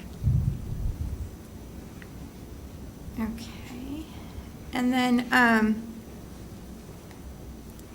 sorry, I'm making sure. You are in real estate. One of the questions that we've all asked the different candidates is how being on social media and maybe withstanding some of the fire could affect you personally and maybe professionally in your case. Can you kind of discuss that? I do have a social media presence. I do have it for work, first and foremost. Personally, I am a little bit active. I don't like applying logic to illogical folks or illogical situations. I think that's like nailing Jell-O to a tree. So what I do like to do, though, is ensure that people feel heard. I think that's critical. But there's also a line to be drawn. My business is going to continue no matter what. That's because my business is me, and it's who I am, and it's the kind of service that I provide. But social media is just simply part of it. Okay. And then my last question to you is kind of along the lines of what I've asked the other candidates. What kind of local Canyon Lake things are you personally involved in? That's a great question. Up until now, I've been building my business and raising kids. When I moved here 8 years ago, I had 3 at home, or I had 2 at home, had another one. I've been very fortunate that I've launched one into the Air Force and the other into college, and so we only have one left. I've enjoyed attending Canyon Lake events with my family, but as far as spearheading any, campaigns or being, I've donated where I can, because that's been what I've been able to do up till now. Okay. I think that's all I have. I guess my question comes, sometimes we talk about Canyon Lake becoming a world-class city, and how important do you think it is that we invest into making Canyon Lake a better place? I mean, should we keep the budget at the very minimum and just kind of live the way we're living today, or we should look to the future and look to, kind of expanding our vision of how we can make this place much better? Well, I believe that's our role. as council members, is we define what the vision and the plan is. We decide what the policies are. And I think we all come from a different place. I mean, some of us are younger parents, some of us are older parents, some of us are looking at retirement. I think it totally depends on having this diverse group and and feeling heard and being able to state what our vision is, and then collectively penning that and seeking it. What would your vision be?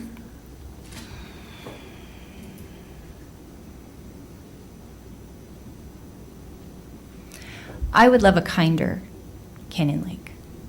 I would love a place where mutual respect is the norm and not the exception.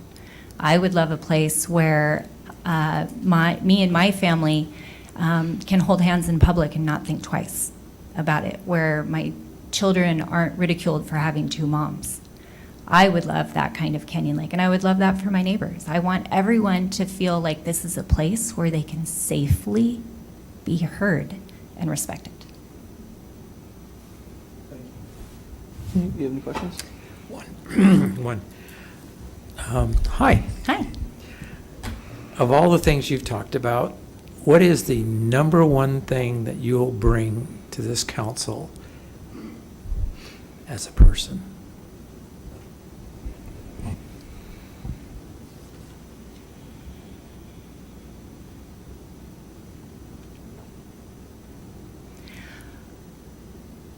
I have a very unique experience based on my life's walk up into this point.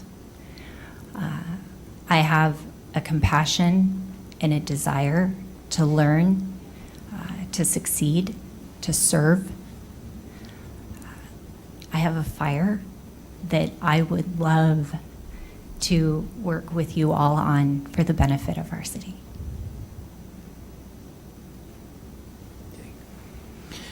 Kelly, how you doing? Great. It is nice to meet you. This is the first time that I've, been able to meet you, and thank you for applying. And I know this is a very interesting process, having to do this publicly with the camera behind you and everyone looking, and this one went through it, so she kind of knows. I'm going to ask you some questions. How do you feel, and thank you so much for being so honest with some of the questions that have been asked. I can really tell that you have a passion for your responses, and you have a passion for the community. How do you feel about the direction the city is headed in regards to public safety? How do you feel about the decision that the council's made to move forward with its own fire department since, it's so new, it's only 9 months in now? How do you feel about that?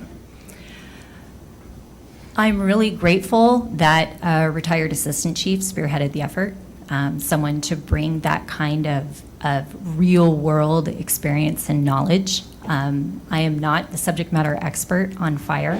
However, what I have seen is very encouraging. Our fire engine is beautiful. I love seeing, I see the guys training over the weekends in the town center. I see them walking around. I see them looking at buildings. I see them discussing code. I love seeing that. I love that there is this absolutely, you took something and you created it, and it's actively happening. It's wonderful. I love the fact that that we have a fire department. It's very exciting. I mean, just because we're small doesn't mean we're not mighty. I second the discussion about the kids on the scooters. I think we need education. I think we need to be able to flesh out maybe a YouTube channel or something and have continual education to the community with regards to what is the proper flow of traffic. Should cyclists be on the right or the left? Do walkers, are they on the right or the left? We have to tell these kids that, or we're going to end up with squished kids, no doubt. Do you feel that it was the right direction for us to go away from CAL FIRE? I am not a subject matter expert on fire, so I am not qualified to answer that. During most of our experience up here on council, we went through a campaign. And that campaign can be so interesting and so fascinating, and so many amazing things can be said, and everyone has an opinion.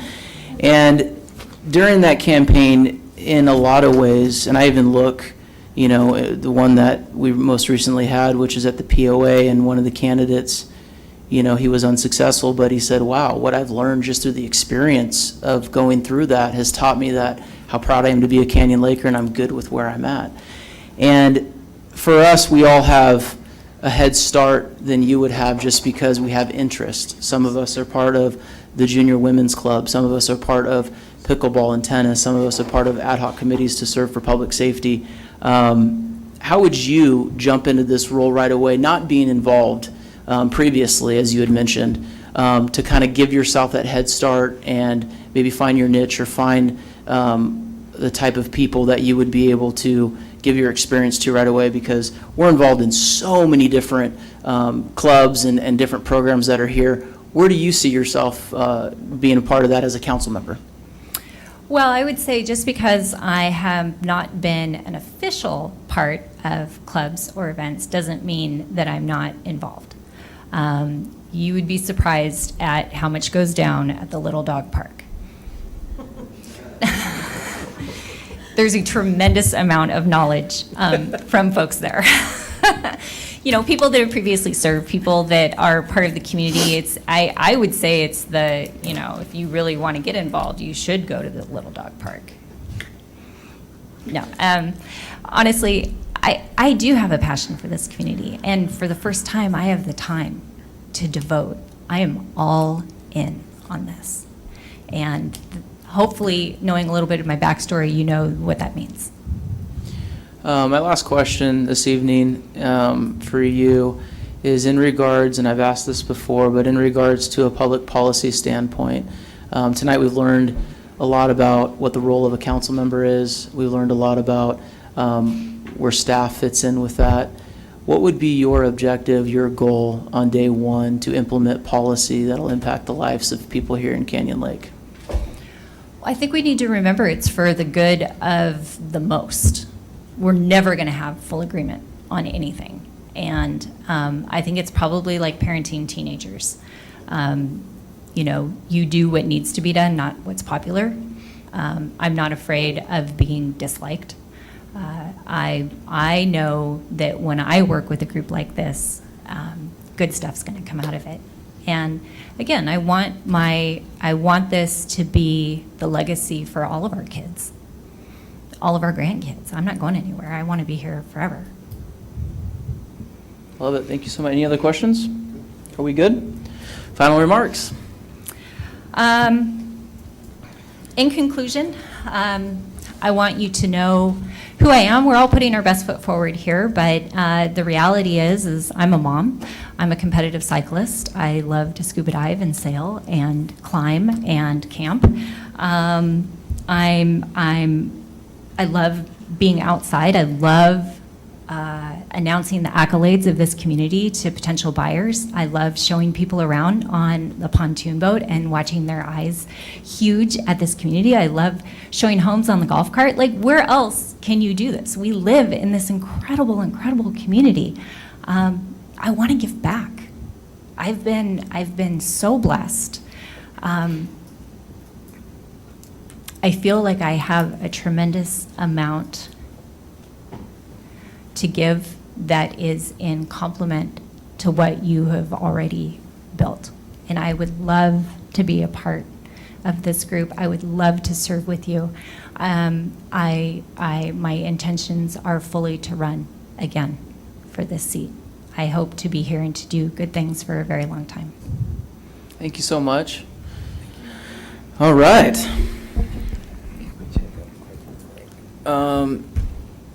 Yeah. Go ahead. Restroom break. Is that okay? You're the mayor. I know, but Are we doing a recess?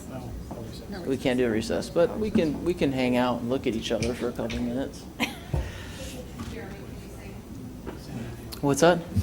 Oh, that's right. Oh, no, I can't. That's only for the wife. Oh, really? I can sing in the shower, does that count? I can sing in the car when the radio's on. I mean, that's kind of where we're at. I sing at baseball games a lot, right? There's my big outlet. Football games, baseball games. Anyway, thank you. Boy, you've had a lot of endurance tonight. Thank you all for sticking it out. This is a dedicated group of folks. Oh, sorry.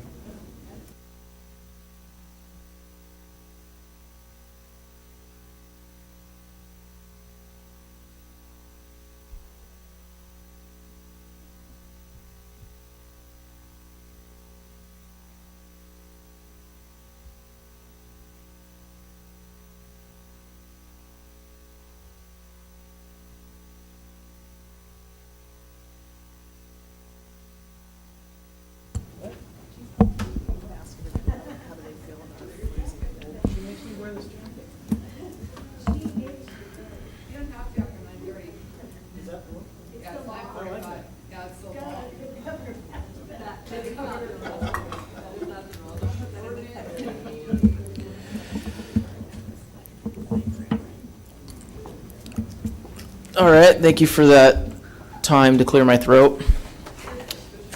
I will now ask the Madam Clerk if we have any public comments on what we just witnessed tonight. We have no public comment None. cards. No one wants to talk. Why Nobody would they? wants- It's 9:45. We've heard Nobody a lot. wants to talk tonight. Okay. I just want to simply, before we move on to the official appointment process, I just want to say thank you to each of the applicants for taking the time. It is clear as day that each of you came fully prepared, and I can't thank you enough. I think this is a very difficult process for us because we're losing a great one, is my opinion, and I can't thank you enough that we had such good community members willing to step up and apply and go through the process. We understand this is completely awkward. She even knows more so. So thank you for bearing with us. But now I'm going to ask my colleagues. I do need someone to make a motion to appoint that we move a candidate forward. I make a motion to move Kelly Bassman forward. Kelly Batsman, I need a second. I'll second that. I need a roll call vote. Councilmember Castillo? No. Councilmember Dane? No. Mayor Pro Tem Green? Yes. Councilmember Welty? Yes. Mayor Smith? Dang it. No. Motion failed. All right, I need a motion for our second candidate of choice. I make a motion for Josh Stabler. I need a second.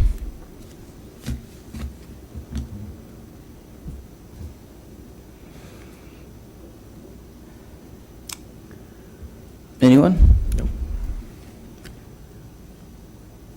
Motion failed due to a lack of a second.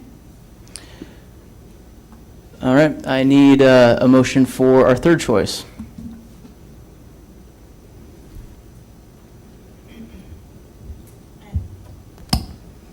I make a motion for Mark Terry.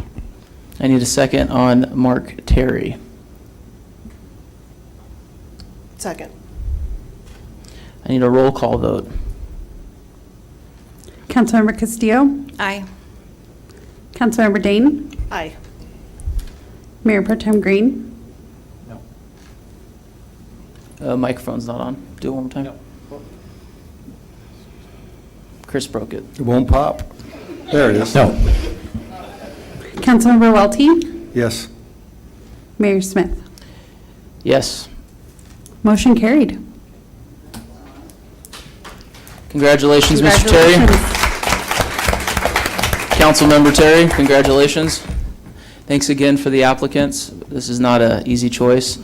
And now I get the awkward comment to ask Mayor Pro Tem Green to please nicely leave. It's been nice, guys. Oh, It's God. been nice.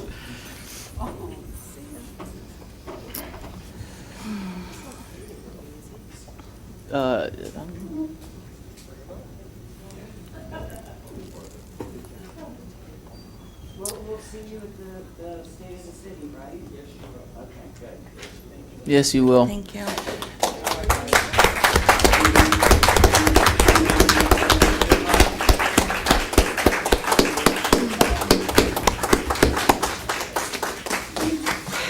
Appreciate you.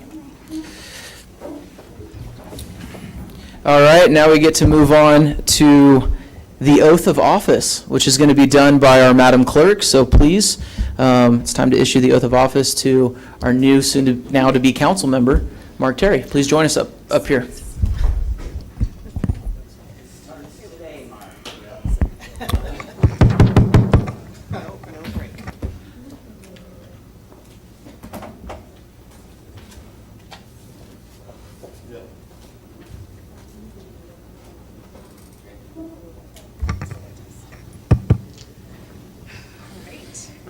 Raise your right hand, please, and repeat after me. I, Mark Terry, I, Mark Terry, do solemnly swear that I will support and defend the Constitution of the United States the Constitution of the United States and the Constitution of the State of California and the Constitution of the State of California against all enemies, foreign and domestic, that I will bear true faith and allegiance that I will bear true faith and allegiance to the Constitution of the United States to the Constitution of the United States and the Constitution of the State of California, and the Constitution of the State of California, that I take this obligation freely that I take this obligation freely without any mental reservation without any mental reservation or purpose of evasion, and that I will well and faithfully that I will well and faithfully discharge the duties upon which I'm about to enter. Thank you. Congratulations.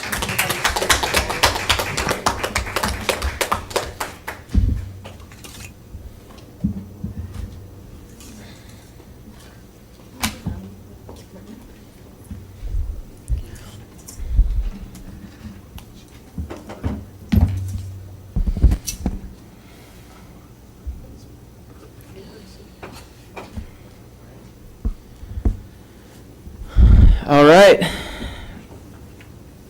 Welcome. Thank you. All right, we're moving on. City manager comments.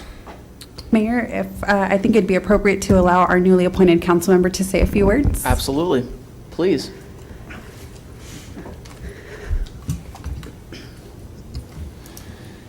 As I mentioned in my statement tonight, I am both honored and humbled. I first would like to recognize all those who applied this evening. The city of Canyon Lake is rich with great people who are willing to serve. At your service to this community deserves recognition. To the residents of Canyon Lake, I promise to protect the quality of life that as residents of Canyon Lake, you deserve. To our local business owners, I look forward to working with you in the development of platforms and programs that provide every opportunity for you to be successful. To my fellow council members, I look forward to working with you as we move forward in meeting the needs of our residents, and I hope to be an asset as we move forward with the meeting of our city council goals for 2022. To our city manager, Chris Mann, and our staff, our residents need to know just how lucky we are to have such a valuable resource, and without your efforts, our jobs would be impossible.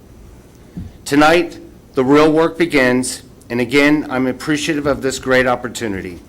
God bless all of you, and on behalf of my wife, Karen, and our entire family, thank you. Thank you so much. Congratulations. All right, with that, Mr. City Manager, comments? Just one quick reminder. Yes. State of the City is coming up on October 27th at the Lodge. Still have some tickets available. It's going to be a great event. Encourage everyone to attend. Thank you. And that's it. Perfect. All right, we're going to do some council member comments. Feel free to let us know what's going on. I know it's been a long night, so if you want to not do it too, that's fine too. Councilwoman Castillo, go ahead. Thank you. I just want to say that decision was very difficult. Yes. Everyone looks great on paper because I believe one of the people, Ms. Bassman, said everyone puts their best foot forward, and that's absolutely true. I don't think there was a wrong choice tonight. And so for me, I just want to highlight that. It was a very, very difficult choice. And I think that I'm encouraged that there's so many people who are interested going into the next election. I hope that y'all come back and continue your interest and join committees and be a part of what we're doing, because it was really very refreshing to see the number of people who were interested. And congratulations, Mark. Thank you very much. It's October. I know. We have something very exciting tomorrow happening in Canyon Lake, and that is an elected women's luncheon. We are hosting the Southwest Women's Elected Luncheon in Canyon Lake tomorrow. So we're very excited about that because we get to showcase our beautiful city. So I'm very excited about that. That's a great collaborative that the city clerk and Councilmember Dane and I sit on, and we are very blessed to be part of that regional team. The next thing that we have coming up is Veterans Day, and please be on the lookout for the details. This year is going to be different because every year we're doing something a little different, and it predominantly depends on what day of the week Veterans Day falls on, and this time it's a Friday. So we are cognizant that some people may be going around or away for the extended weekend. So, but we're certainly not going to let our Canyon Lake veterans fall by the wayside, and we have an amazing event planned, so please be on the lookout for those details. Gosh, like my committees are kind of coming to an end, but I am very excited for the state of the city. Jeremy, you have some very big shoes to fill because mine was amazing. So I'm really kind of counting on you to I've already heard it from my wife. I already know. So, but thank you. Good job presiding tonight. Yep. No Russian roulette tonight. I'm not allowed to say that word Okay. anymore. The attorney. Yeah. I agree with Casey that the candidates that we had that applied it was a very difficult choice, and I think anyone would have done a great job. I was thinking, I was in your shoes a little over a year ago, and I thought being on this, yes. Oh my goodness. Being on this side would be a lot better. I don't think it was. It was easier being on that side. So thank you all for applying and spending the time and energy and thought and heart into the application and to coming and answering all of our questions. So I guess that's on that. Couple things, just Animal Friends of the Valley. We had our semi-annual board meeting last week, and talking about different ways of looking at how to parse out the amounts that each city owes for every unclaimed animal that people don't pick up. But on a positive note, the presentation that we had from Animal Friends of the Valley, there's some good programs there for any students that are looking for volunteer hours. You can volunteer there, and they have a reading program that helps younger children with reading, and it helps the animals because the animals like to listen to it. And they have dog walking programs that you can participate in. And Josh left. I was going to give him a little shout out. I did participate in the first annual League of California Cities Cornhole Tournament, and Josh and Captain Rails made it to the finals. Didn't win, but made it to the finals. My husband and I did not. Didn't come close. At least you're honest. I was going to say we won, because who would know? Yeah, but exactly. Councilmember Welty? I agree, it's a difficult time. I always thought campaigning was tough, and then you go through this process, and I have to say, this is also tough to sit there. So to those people that applied, and wow, thank you, and just advise that you continue. If there's plenty of places to serve, there's committees, there's places to go, and please stay involved and come back and and put your name in. Let's, run for election, and let's bring those great people forward. So, just a comment, we've been getting some complaints about mosquitoes. The city doesn't really do the mosquitoes. There's an organization called Northwest Vector Control. So if you want to go and look them up on the website, you can pull it. I think the POA has information on their ways to contact them. I think the city does too. So if you're having mosquitoes, your best route is to, you can call the city for the phone number. If not, you can go online. We can provide the phone number for mosquitoes. So we'll get those taken care of. They're not only pesky little creatures, at times they can carry disease.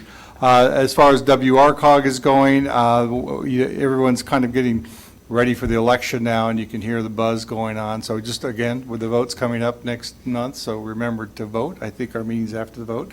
So please get out. And one thing about Canyon Lake, we're like the Mighty Mouse of Riverside County.